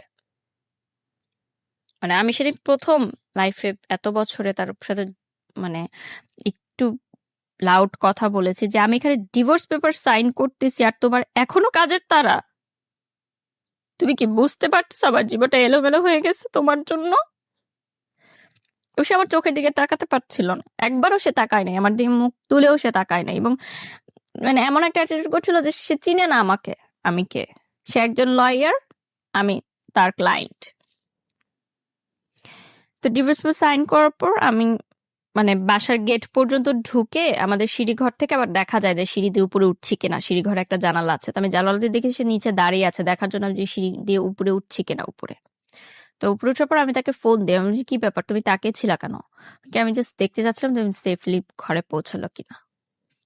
মানে সেও বুঝেছে যে এই সিচুয়েশনটা যে একটা মেয়ের হচ্ছে সেটা সেই ঘটনা থেকেই। তখন আপনি তাকে লাভ করেন? লাভ করি, বাট মানে তখন এমন একটা ইয়া ছিল যে সে ফেরত আসলে আমি তাকে কখনো গ্রহণ করব না। বিশাল একটা অভিমান বা পর্দা তৈরি হয়ে গেছে। যে এখন এত কিছু হয়ে গেছে, এখন তো আর পসিবল না ভয়ঙ্কর কোনো রকমের কিছু। একটা কষ্ট, হুম। ঘৃণা, হ্যাঁ, স্টিল লাভ অভিমান। করতাম। আরো কষ্টটা ছিল যে যেই মেয়ের কারণে আমাকে ছেড়ে গেল সেই মেয়ের সাথে কেন তাহলে তুই থাকলি না। এটা তো খুশি হওয়ার কথা, হিউম্যান নেচার সেটাই বলে। কিন্তু আমার কাছে বিষয়টা অন্য, যে আমার ভালোবাসার মানুষ যদি আরেকজনের সাথে হ্যাপি থাকে তাহলে আমি চলে যাব, সে হ্যাপি থাকুক। বাট সে যদি হ্যাপি না থাকতে পারে সেখানে আমার প্রবলেম, যে তাহলে তুই আমাকে ছাড়লি কেন। মানে আমি এভাবে চিন্তা করি। ওকে। তো যাই হোক, আমার মালয়েশিয়াতে নতুন লাইফ শুরু হয় ডিভোর্স দেওয়ার পর, এবং এরকম একটা লাইফ আমি কখনো দেখিনি। আমার প্রথম প্লেনে ওঠা, প্রথম বিদেশে যাওয়া, প্রথম সবকিছু বাই দেখা। The way, plane journey is very boring. আমি আমার ওঠার আগ পর্যন্ত আমি মানুষকে জিজ্ঞেস করতাম যে হ্যাঁ, প্লেনে উঠছেন কেমন লাগছে, উঠছেন। খুবই বোরিং। So, খুবই বোরিং একটা জার্নি, এ ব্যাপারে কোনো সন্দেহ নাই। এর চেয়ে ভ্যানে চড়া অনেক, 4-5টা দেখা যায় অ্যাটলিস্ট। ওকে, যাই হোক। তো ফার্স্ট রাতে রঙিন দুনিয়া, সবকিছু মানে খুবই ভালো লাগা শুরু হলো, সব এক্সাইটমেন্ট। তো নতুন করে শুরু করা। তো তার মধ্যেও কষ্টটা তো ছিলই। তো ওই যে যে বড় ভাইয়াটার কথা বললাম, that time he was single, hmm. এবং সে কিন্তু ছোট থেকে আমাকে দেখে আসছে যে আমি কিভাবে বড় হচ্ছি, একদম ক্লাস 7 থেকে। তো 1 মাস মালয়েশিয়াতে থাকার পর মানে ওনার বন্ধুরাই আমার বন্ধু হয়ে গেল। উনি সবখানে আমাকে নিয়ে যেতেন ঘুরতে, বিভিন্ন মালয়েশিয়ার বিভিন্ন দর্শনীয় স্থান দেখাতে, ঘোরাটোরা হলো। তো 1 মাস পরে সে মানে আমি হালকা হালকা বুঝতাম যে সে আমাকে পছন্দ করে সামথিং। মানে থাকে না যে বন্ধুর চেয়ে একটু বেশি হুম। সম্পর্কটা, একটু কেয়ারিংটা, তো আমি বুঝতে পারতাম যে মেবি সে আমাকে লাইক করে, বা হয়তো পারে এটা সিম্প্যাথির জায়গা থেকে, বা অনেক বছর ধরে চিনে, বা নতুন জায়গায় এসেছি সেটাও আমি কখনো এক্সপ্রেস করিনি, যেটা আমি বুঝতে পারছি। তো মালয়েশিয়াতে যে টুইন টাওয়ার আছে, ওই টুইন টাওয়ারের সামনে সে একদিন রাতে আমাকে প্রপোজ করে যে আমি চাই না তুমি আর কষ্ট পাও, আমি চাই যে আমরা যেহেতু 10 বছর হয়ে গেছে তখন একসাথে আছি, সেটা যে হিসাবেই হোক, আমি চাই যে আমরা একসাথে থাকি বাকিটা জীবন। সেদিন আমার কিন্তু প্রথম টুইন টাওয়ার দেখতে যাওয়া হুম। মালয়েশিয়াতে, এবং ওই দিনই প্রপোজটা করে, এবং সে আমাকে বলে যে আমি এতদিন করিনি, আমি ওয়েট করছিলাম যে কবে টুইন টাওয়ার সামনে আসবে, এটাকে আমি সামনে করবো। তো আমার কাছে মনে হয় কি সেই সময় যে ভালোবাসা, বিয়ে এগুলো কোনো ব্যাপার না। ওনার সাথে যেহেতু আমার আন্ডারস্ট্যান্ডিং লেভেলটা অনেক ভালো ছিল, এবং 10 বছর একটা মানুষকে চিনি, তো আমার মনে হয়েছে যে ঠিক আছে, এখন ফ্রেন্ডশিপটাই না হয় আমার লাইফের হয়ে গেল। ওকে, ফাইন। মানে আপনার জায়গা থেকে সিগন্যালটা ছিল ইয়েস। ইয়েস ছিল, বাট আমি বলেছি যে আম, আমরা একসাথে ফ্রেন্ডদের মতোই থাকবো, ঠিক আছে, রিলেশন থাকবে, বাট পরবর্তীতে আমরা দেখবো যেটা মানে বিয়ে করব আমরা, বাট এখন ফ্রেন্ড হিসেবে থাকবো। অ্যান্ড ফ্রেন্ড হিসেবেই ছিলাম, কজ 10 বছরের বন্ধুত্ব কিন্তু মানে রাতারাতি হঠাৎ প্রেমের করে, সম্পর্কে যায় না। হ্যাঁ। সো আমাদের মধ্যে না ভালোবাসা চেয়ে বড় ছিল কি যে ওই যে বন্ধুত্বের যে সম্পর্কটা হুম। এবং কমফোর্ট জোনটা এমন ছিল যে আমি আমার বাবা মার সাথে যেটা বলতে পারতাম না সেটা আমি ওনার সাথে বলতাম। তো দ্যাট টাইম আমি এতটা ব্রোকেন ছিলাম যে আমার মনে হয়েছে যে আমার কারো একটা হাত ধরা দরকার আমার বেঁচে থাকার জন্য। এবং সে আমাকে অনেক ভালোভাবে বুঝতো, লাইক আমি যদি মানে চুপও থাকতাম, কিছু নাও বলতাম, সে বলে দিত যে এখন ওর কফি খেতে ইচ্ছা করছে বা এখনো পাস্তা খাবে, মানে আমি কিছু বলার আগে সেটা বলে দিত। তো এই জিনিসটা আমাকে অনেক অবাক করতো যে একটা মানুষ এত ভালোভাবে কিভাবে আমাকে রিড করতে পারে। তো শুরু হলো আমার আরেকটা নতুন অধ্যায় লাইফের। সেই সময় সিকিউরিটিও কিন্তু একটা বড় ব্যাপার ছিল, নতুন দেশ, নতুন জায়গা, হুম। সবকিছু মিলে পড়াশোনার হেল্পের ব্যাপারে। এবং একটা পার্ট টাইম জবও করতাম আমি ইনকামের জন্য। তো সবকিছু মিলে ওই সময় আমার দাদি মারা গেলেন। এবং আমার মনে আছে ফ্লাইটের আগের দিন আমার দাদি বলছিলেন, অনেক কান্নাকাটি করছিলেন যে যেও না মা, যেও না, যেও না দাদু, যেও না। তা বলছি কেন যাবো না, কেন, আমি তো আবার আসবো, কে যদি এটাই শেষ দেখা হয়। তখন আমি বলছি কেন এরকম কথা বলো, এরকম কথা কেন বলো, আমি তো আবার আসবো, আর মালয়েশিয়া তো কাছেই, আমি সেমিস্টার ব্রেকেই চলে আসবো। তো সে যখন মারা যায় আমার পাসপোর্টটা ইউনিভার্সিটির কাছে ছিল। যারা বিদেশে পড়াশোনা করতে গেছেন তারা হয়তো জানেন যে কিছুদিন 15 দিন ওই ইউনিভার্সিটির কাছে পাসপোর্টটা জমা রাখতে হয়। সো আমি কিন্তু বাংলাদেশে যেতে পারিনি, আমার দাদিকে আমার শেষবার মতো আমি দেখতে পারিনি। তো ওই জায়গাটা আমাকে খুব কষ্ট দেয় যে আজকে যদি আমার দাদি না হয় আমার অন্য কেউ হতো, তাহলেও তো আমি যেতে পারতাম না। তাহলে এটা কোন জীবনে আমি আসলাম যে আল্লাহ না করুক যদি আজকে আরো কোনো বিপদ হতো তাও তো আমি যেতে পারতাম না। আর আমি পাসপোর্টটা ভার্সিটি থেকে চেয়ে নিয়ে এসে যখন ফ্লাই করতাম ততক্ষণে তো অলরেডি জানাজা হুম। কমপ্লিট। তো যাই হোক, এই ধাক্কাটা খাওয়ার পর আমি পড়াশোনাও তেমন কিছু বুঝতে পারছিলাম না যে কি হচ্ছিল, কারণ পড়াশোনার পর একটা অনেক ব্রেকডাউন ছিল তো আমার, মানে আমার না মাথায় কিছু ঢুকছিল না পড়াশোনাটা আসলে। আর ওখানে তো ল্যাঙ্গুয়েজও একটু প্রবলেম হতো আমার, মালাই ইউনিভার্সিটি মানে যেটা ছিল ওখানে মালয় ভাষা টাইপ ইংলিশটাই বলতো, বাট একটু মালয় অ্যাকসেন্টে বলতাম, ইংলিশটাও তো ভালো বুঝতাম না। এবং আম, আমাদের দেশের সাথে ওই দেশের পড়াশোনার ডিফারেন্সটা অনেক হিউজ। যারা গ্রাজুয়েশন কমপ্লিট করে বাহিরের দেশে মাস্টার্স করে তাদের জন্য একটু ইজি হয়, বাট যারা দেশ থেকে গ্রাজুয়েশন করে যায় তাদের কিন্তু অনেক বড় একটা ধাক্কা খেতে হয়। যারা আমার সাথে দেখছে যারা হয়তো রিলেট করতে পারবে, যাদের স্টাডি এক্সপিরিয়েন্স আছে। তো আমি ওই ধাক্কাটা খাই অনেক বড়। এবং ওখানে গিয়ে দেখি যে পড়াশোনাটা অনেক ম্যাথস, অনেক হিউজ, এবং নিজেকেই সবকিছু করতে হবে। টিচার তোমাকে এসে পড়িয়ে দিবে না। প্রাইভেট ভার্সিটিতে কি হতো, টিচাররা তোমাকে এসে পড়িয়ে দিত, এ কয়েকটা স্লাইড নাও পড়ো, এটাই এক্সাম হবে। ওরকম ছিল না, ওখানে ওপেন বুক এক্সাম হতো। I was like totally blank. এবং আমি এতটা মেন্টালি শকড ছিলাম সবকিছু নিয়ে যে পড়াটা মাথায় ঢুকছিলই না আমার কোনোভাবে। মানে আমি রাতে চিৎকার করে কাঁদতাম যে আমি পড়তে চাই না। এবং life was so lonely there, family নাই। আমি খুব ঘর কোনো মেয়ে ছিলাম, ডর্মে ছিলাম। খাবারের বুঝতাম না কি খাবার অর্ডার করতাম, ভাল মানে টেস্ট নাই, আবার চেঞ্জ করতাম, আবার অর্ডার করতাম। মানে এগুলো আমার মাথায় এতটা বেশি প্রেশার নিচ্ছিল যে আমি আর নিতে পারছিলাম না। আমি একটা বাচ্চাদের হোস্টেলে চাকরি করতাম ওখানে, বাচ্চাদের দেখাশোনা করার জন্য, ছোট ছোট 2 মাস করেছি, তারপর সেটাও আমি আর কন্টিনিউ করতে পারিনি। আমার আমার কোনো কিছুতে আমার মন বসছিল না টোটালি রূপে। সো আমার তখন প্রেজেন্ট যে বয়ফ্রেন্ড ছিলেন, ও বলল যে তুমি একটু বাংলাদেশে যাও। বয়ফ্রেন্ড বলতে আলটিমেটলি ফ্রেন্ড, হুম, বন্ধু। বাংলাদেশে যাও, একটু ব্রেক নাও, ইউ নিড আ ব্রেক, এবং তুমি একটু কাউন্সিলিং করাও। সেই সময় আমি বাংলাদেশে এসে প্রাভা হেলথ কেয়ার সেন্টারে 1 মাস আমি কাউন্সিলিং করাই। তো বাংলাদেশে আসার পর আমি মিডিয়াতেও কাজ করা শুরু করি এবং ট্রিটমেন্ট নেওয়ার পর একটু ঠিক আছে সুস্থ হই। তো যেটা হয় যে আমি বলি যে ঠিক আছে এখন আমি আর মালয়েশিয়া ফেরত যেতে চাই না, আমি মাস্টার্স ড্রপ আউট, মাস্টার্স করতে চাই না, আর আমি পড়াশোনা করতে চাই না, আমি লাইফে সেটেলমেন্ট চাই।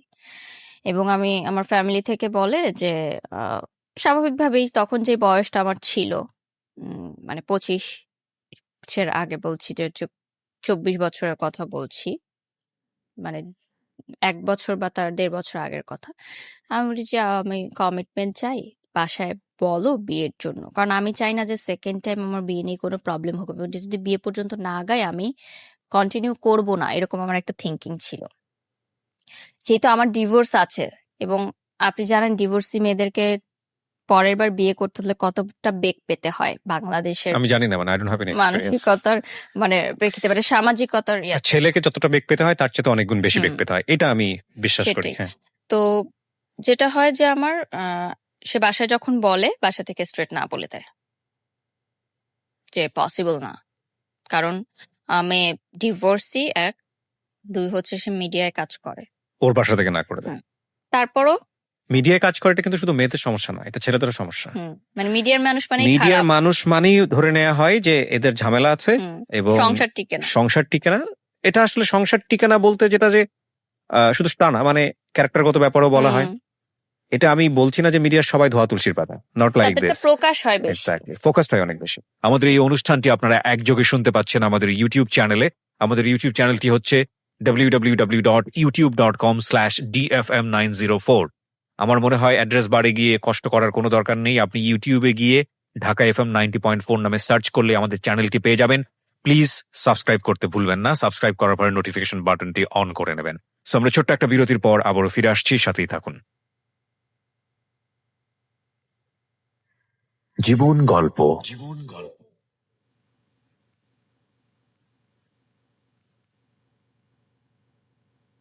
Love, hate, challenge, motivation, lies, truth, impossible, virtue, morality,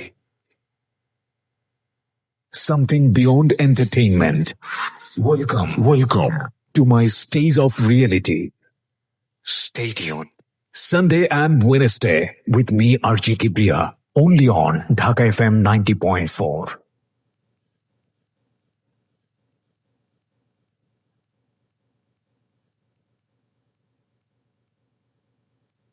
জীবন গল্প। ওয়েলকাম ব্যাক ওয়ান্স এগেইন, প্রিয় শ্রোতা, আপনারা শুনছেন জীবন গল্প। আমি আরজি কিবরিয়া আপনার সঙ্গে রয়েছি, এবং কথা না বাড়িয়ে আমার যিনি গেস্ট আছেন তার কাছেই ফিরতে চাই। আর আমাদের এই অনুষ্ঠানটি আপনারা একযোগে শুনতে পাচ্ছেন আমাদের ইউটিউব চ্যানেলে। আমাদের ইউটিউব চ্যানেলটি হচ্ছে www.youtube.com/dfm904। আমার মনে হয় অ্যাড্রেস বারে গিয়ে কষ্ট করার কোনো দরকার নেই, আপনি ইউটিউবে গিয়ে ঢাকা FM 90.4 নামে সার্চ করলে আমাদের চ্যানেলটি পেয়ে যাবেন। প্লিজ সাবস্ক্রাইব করতে ভুলবেন না, সাবস্ক্রাইব করার পরে নোটিফিকেশন বাটনটি অন করে নেবেন। ওকে, আমরা যেখানটায় ছিলাম, তারপরও সে বলে যে ঠিক আছে, আমি পরবর্তীতে মানিয়ে নিব, আমরা চালিয়ে যাই।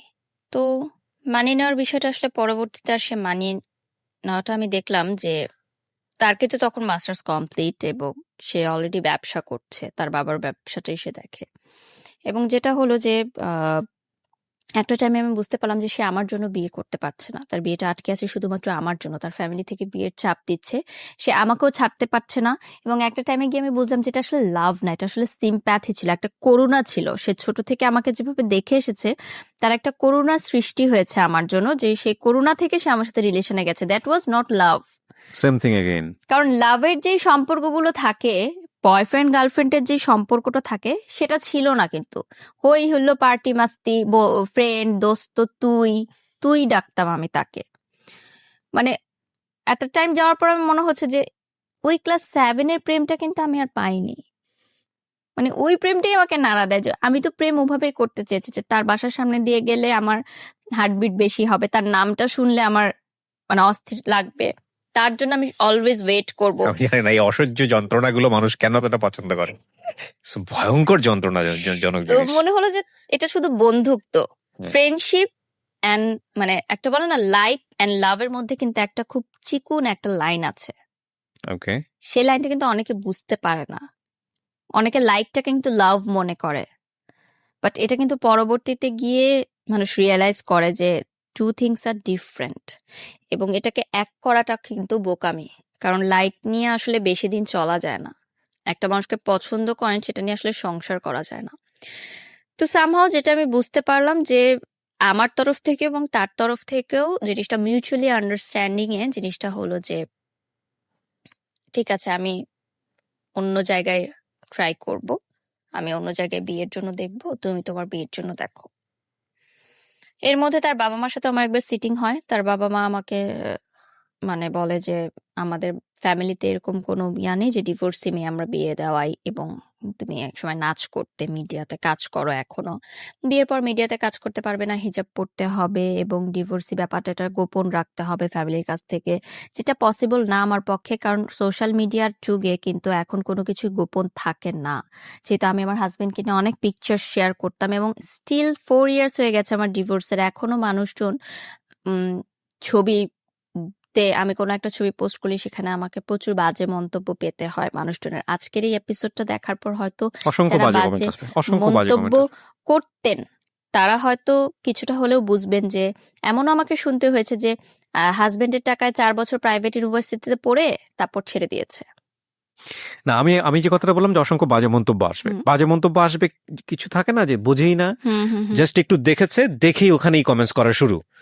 মানে ফেসবুকটা হয়ে গেছে কিছু কিছু মানুষের জন্য, কিছু কিছু না, অনেক মানুষের জন্য আমি বলবো ইটস হিউজ গ্রুপ। সোশ্যাল বুলিংটা বন্ধ করা সোশ্যাল দরকার। বুলিং অ্যান্ড ইটস লাইক মানে নিজের যত রকমের প্যাম্পার্ড অবস্থা হুম, আছে, হুম। যত রকমের ফ্রাস্ট্রেশন আছে, সেটা উগরে দেওয়ার জায়গা হচ্ছে ফেসবুক। এবং যখন আমার রিলেশন হলো, আমার আগের হাজবেন্ডের ছবিগুলো কিন্তু তাকে ইনবক্স করতো দুনিয়ার মানুষ, চিনি না, চেনে না। বলতে যে আপনি কি জানেন ওনার এর আগে বিয়ে ছিল, এই দেখেন ওনার হাজবেন্ডের ছবি ভিডিও সহ। আমি আসলে কখনোই চাইনি যে আমার পরবর্তীতে যে দ্বিতীয় বিবাহটা হবে সেখানে আমি আমার অতীতটাকে গোপন রাখবো বা কিছু। আমি সবসময় চেয়েছি যে আমার অতীতটা মেনে নিয়ে এবং আমার ক্যারিয়ারটা মেনে নিয়ে, কারণ এর আগে আমি অনেকবার স্যাক্রিফাইস করেছি। সো এইবারও আমি চাইনি যে আমার স্যাক্রিফাইসটা হোক, কারণ আমি দেখেছি যে এই যে কালচারাল অ্যাক্টিভিটিস যে আমি শিখেছি ওইটার জন্যই কিন্তু আজকে আমি দাঁড়িয়ে আছি নিজের পায়ে। আমি 2 টাকা ইনকাম করতে পারছি, কারণ সেই সময় গ্রাজুয়েশন পাশ করে কেউ আমাকে চাকরি দিত না। এই দুনিয়াতে চাকরির বাজারটা এরকম যে এত সহজ না। আপনি কি করলেন ওই সময় যখন আপনারা ডিসিশন নিয়ে ফেললেন দুইজন মিলে যে ঠিক যে আছে তুমি তোমার মতো নিউজিল্যান্ড ডিসিশন, আমি আমার মতো, ডেট মোমেন্টটা এসে কি আপনি কোথাও জয়েন করলেন? মানে আপনি তো এখন কোথায় একটা টেলিভিশন হ্যাঁ, আমি চ্যানেলে, দুটো টেলিভিশন চ্যানেলে এখন প্রেজেন্টার দুটো হিসেবে টেলিভিশন আছি। চ্যানেলে আচ্ছা এবং আমি প্রফেশনালি মিডিয়াতে কাজ করছি, করছেন। এবং আমার এখন মান্থলি ইনকাম আলহামদুলিল্লাহ অনেক ভালো, যেটা আমি এবং আমার ফ্যামিলি সাপোর্ট করতে পারি। ও ওয়াও, জোস। তো আপনি বেসিক্যালি মডেলিং করছেন, জি, তারপরে হচ্ছে নাচ করছি। নাচ করছেন এবং প্রেজেন্টেশনে আছেন, জি লটস অফ জব। সো এটা নিজেকে সার্ভাইভ করার জন্য enough I think. G so fully media professional. G media কর্মী হিসেবেই আছি, যেহেতু আমি মাস্টার্স ড্রপ আউট, সো হুম। আমার মাস্টার্স করার আর সুযোগ হয়নি। এবং আহ, এই ডিসিশন নেওয়ার পর আমি বেশ কয়েকটা জায়গায় বিয়ের জন্য বলেছি আমার ফ্যামিলিগতভাবে, বা আমি সবাই ছবি দেখে খুব আগ্রহ দেখায় আমার, খুব সুন্দর দেখতে, ঠিক আছে। যখন শুনেছি ডিভোর্সড এবং আর নাচ করে রিপ্লাই এবার। নাই, ডিভোর্স পর্যন্ত শুনে, নাচটা আর শুনে না, প্রফেশনটা তো পরে। যখনই আমার ফ্যামিলি থেকে বলে বা আমি বলি, আর কোনো রেসপন্স দেয় না। আমার মনে হয়েছিল যে একটা পর্যায়ে যে আহ, একটা দাগ লেগে গেছে গায়ে, এটা আর কখনো মুছতে পারবো না আমি। অনেকে হয়তো হাইড করে চলে এই জিনিসটা, বাট আমি কখনো চাইনি হাইড করে চলবে, এবং হাইড করা আসলে পসিবল না। এখন সোশ্যাল মিডিয়াতে সবকিছু আসলে প্রকাশ না, হয়ে যায়। আমি ইম্পসিবলের জায়গাটায় পড়ে যাই। আমরা তো গল্পের যে জায়গাটায় দাঁড়িয়ে আছে এখানে নিয়ে অনেকগুলো কথা বলার আছে। একটা হচ্ছে যে লাইফের লার্নিংটা কি, আর একটা হচ্ছে যে আপনার ফাইটিং আচ্ছা, ওনার এখন সিনারিও। বিয়ে হয়ে গেছে। কার? যে- আপনার যে বয়ফ্রেন্ডের হ্যাঁ।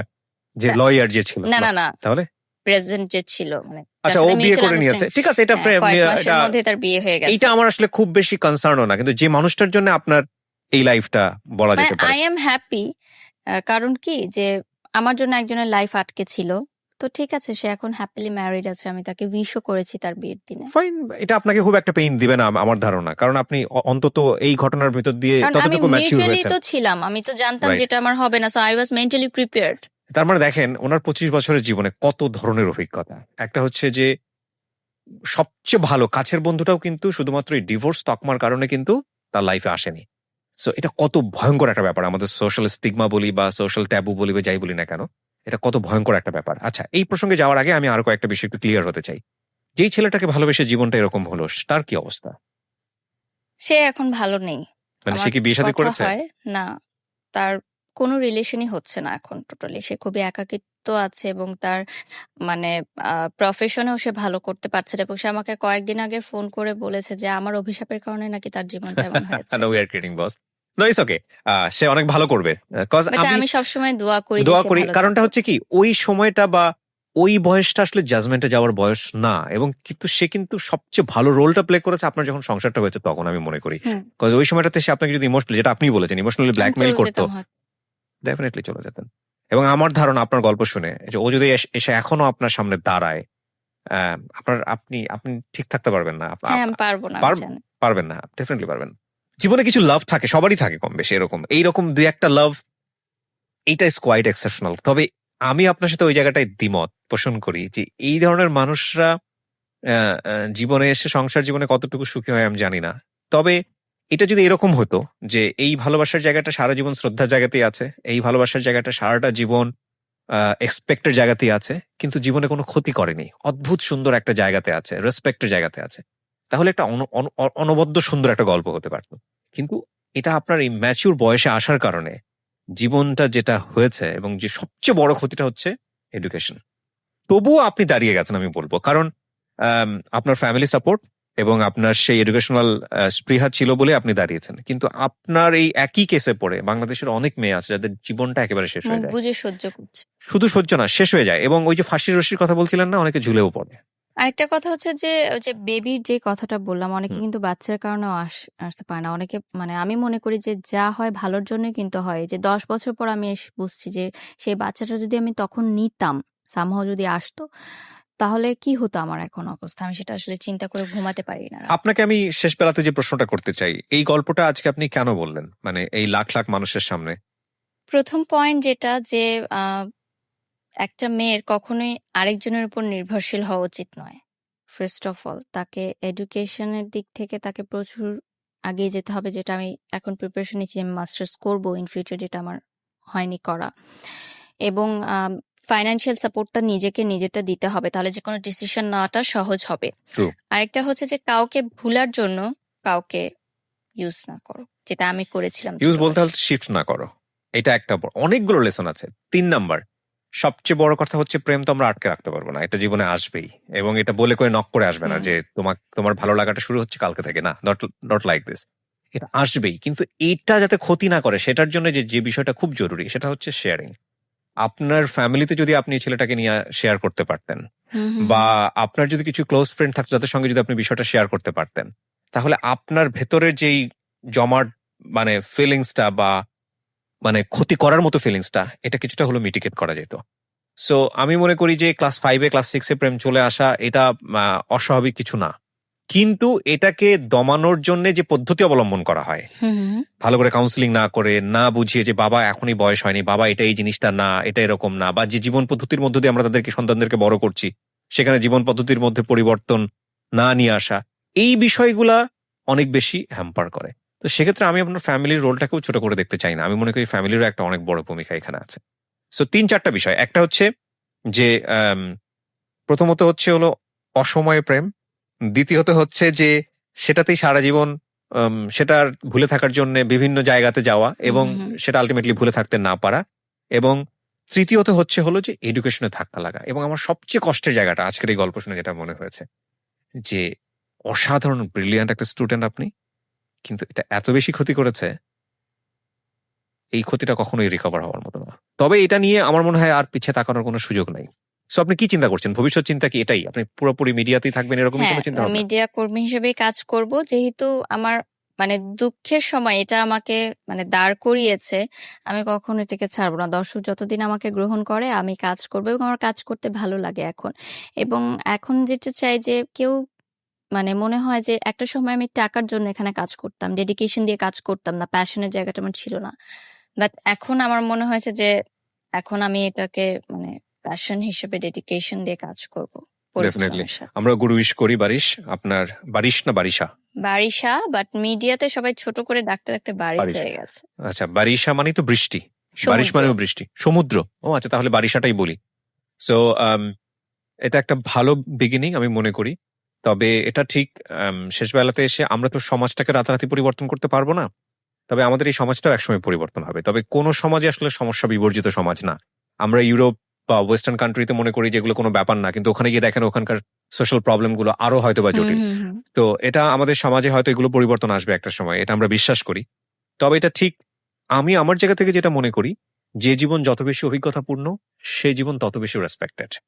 আপনি আপনার এই 25 বছরের জীবনে যে অভিজ্ঞতাগুলো পেয়েছেন সেগুলো আপনার নেক্সট 25 ইয়ার্সকে সুন্দর করে দিতে পারে যদি আপনি সেই অভিজ্ঞতাগুলোকে কাজে লাগান। এবং আমি এটাও বিশ্বাস করি যে আপনি আপনার 25 বছরের জীবনের অভিজ্ঞতা যা আপনি আজকে এখানে শেয়ার করলেন, আমাদের সমাজে অনেক মেয়ে এতটা সাহস দেখাবে না। আপনি ডেফিনেটলি সেখানে অনেক ব্রাভো একটা রোল দেখিয়েছেন এবং সেটা অনেক মেয়েকেই সুন্দর পথ দেখাবে, সঠিক পথ দেখাবে। এবং শুধু মেয়ে না, আমি মনে করি পরিবারকেও অনেক সময় সুন্দর পথ দেখাবে যে একটা মেয়েকে কিভাবে বড় করতে হয়। Thank you so much. আমি অনেক বেশি অনার ফিল করছি যে আপনি আমাকে নক দিয়েছেন ইনফ্যাক্ট ফেসবুকে গল্পটা বলার জন্য, যে আপনি নক দিয়েছেন। এবং আফটার তো করোনা না, আসলে করোনার যে ব্রেক সেই ব্রেকের পরে এত চমৎকার এত সুন্দর একটা গল্প দিয়ে আমি জীবন গল্পটা আবার শুরু করতে পারলাম। নিজেকে অনেক মানে ভালো লাগছে, ভালো ফিল হচ্ছে যে আমি গল্পটা সবার সাথে শেয়ার করতে পেরেছি। অ্যাটলিস্ট যে অজানা তথ্যগুলো ছিল এবং মানুষ যে অনেক ধরনের কথা বলতো আমাকে নিয়ে, সবাইকে তো আসলে এত ডিটেলসে বলা বলা যায় না। পসিবল না। হুম। সো আজকের এই অনুষ্ঠানের মাধ্যমে হয়তো তারা বুঝতে পারবে যে আমি মানে কেন আজকে এই জায়গাটায়। অনেকেই বলে যে ডিভোর্স দেওয়ার পর মিডিয়ায় কাজ করা শুরু করেছে, বাট বিষয়টা তো আসলে সেরকম ছিল না। বিষয়টা কোনো মেয়েই কখনো স্বপ্ন দেখে না যে তার মানে সাজানো সুখের সংসারটা ভেঙে যাবে। Right, right, true. এবং আমি মনে করি বলা উচিত, যারা যত বেশি এই বিষয়গুলো স্পিক আউট হবে, যত বেশি এই বিষয়গুলো মিডিয়াতে আসবে, যত বেশি এই বিষয়গুলো মানুষের সামনে আসবে, তত বেশি মানুষের চিন্তার জায়গাগুলো ওপেন হবে। মুখ বুজে সহ্য করার দিন আসলে নেই। সো থ্যাংক ইউ আবারও আপনাকে আমাদের এই অনুষ্ঠানে আসার জন্য। অনেক ভালো থাকবেন আপনি। ধন্যবাদ। ধন্যবাদ। জীবন গল্প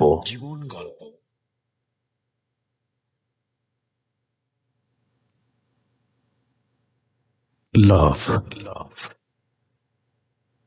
hate, challenge, motivation, lies, truth, impossible, virtue, morality, something beyond entertainment. Welcome to my stage of reality. Stay tuned. Sunday and Wednesday with me, Archie Kibriya, only on Dhaka FM 90.4.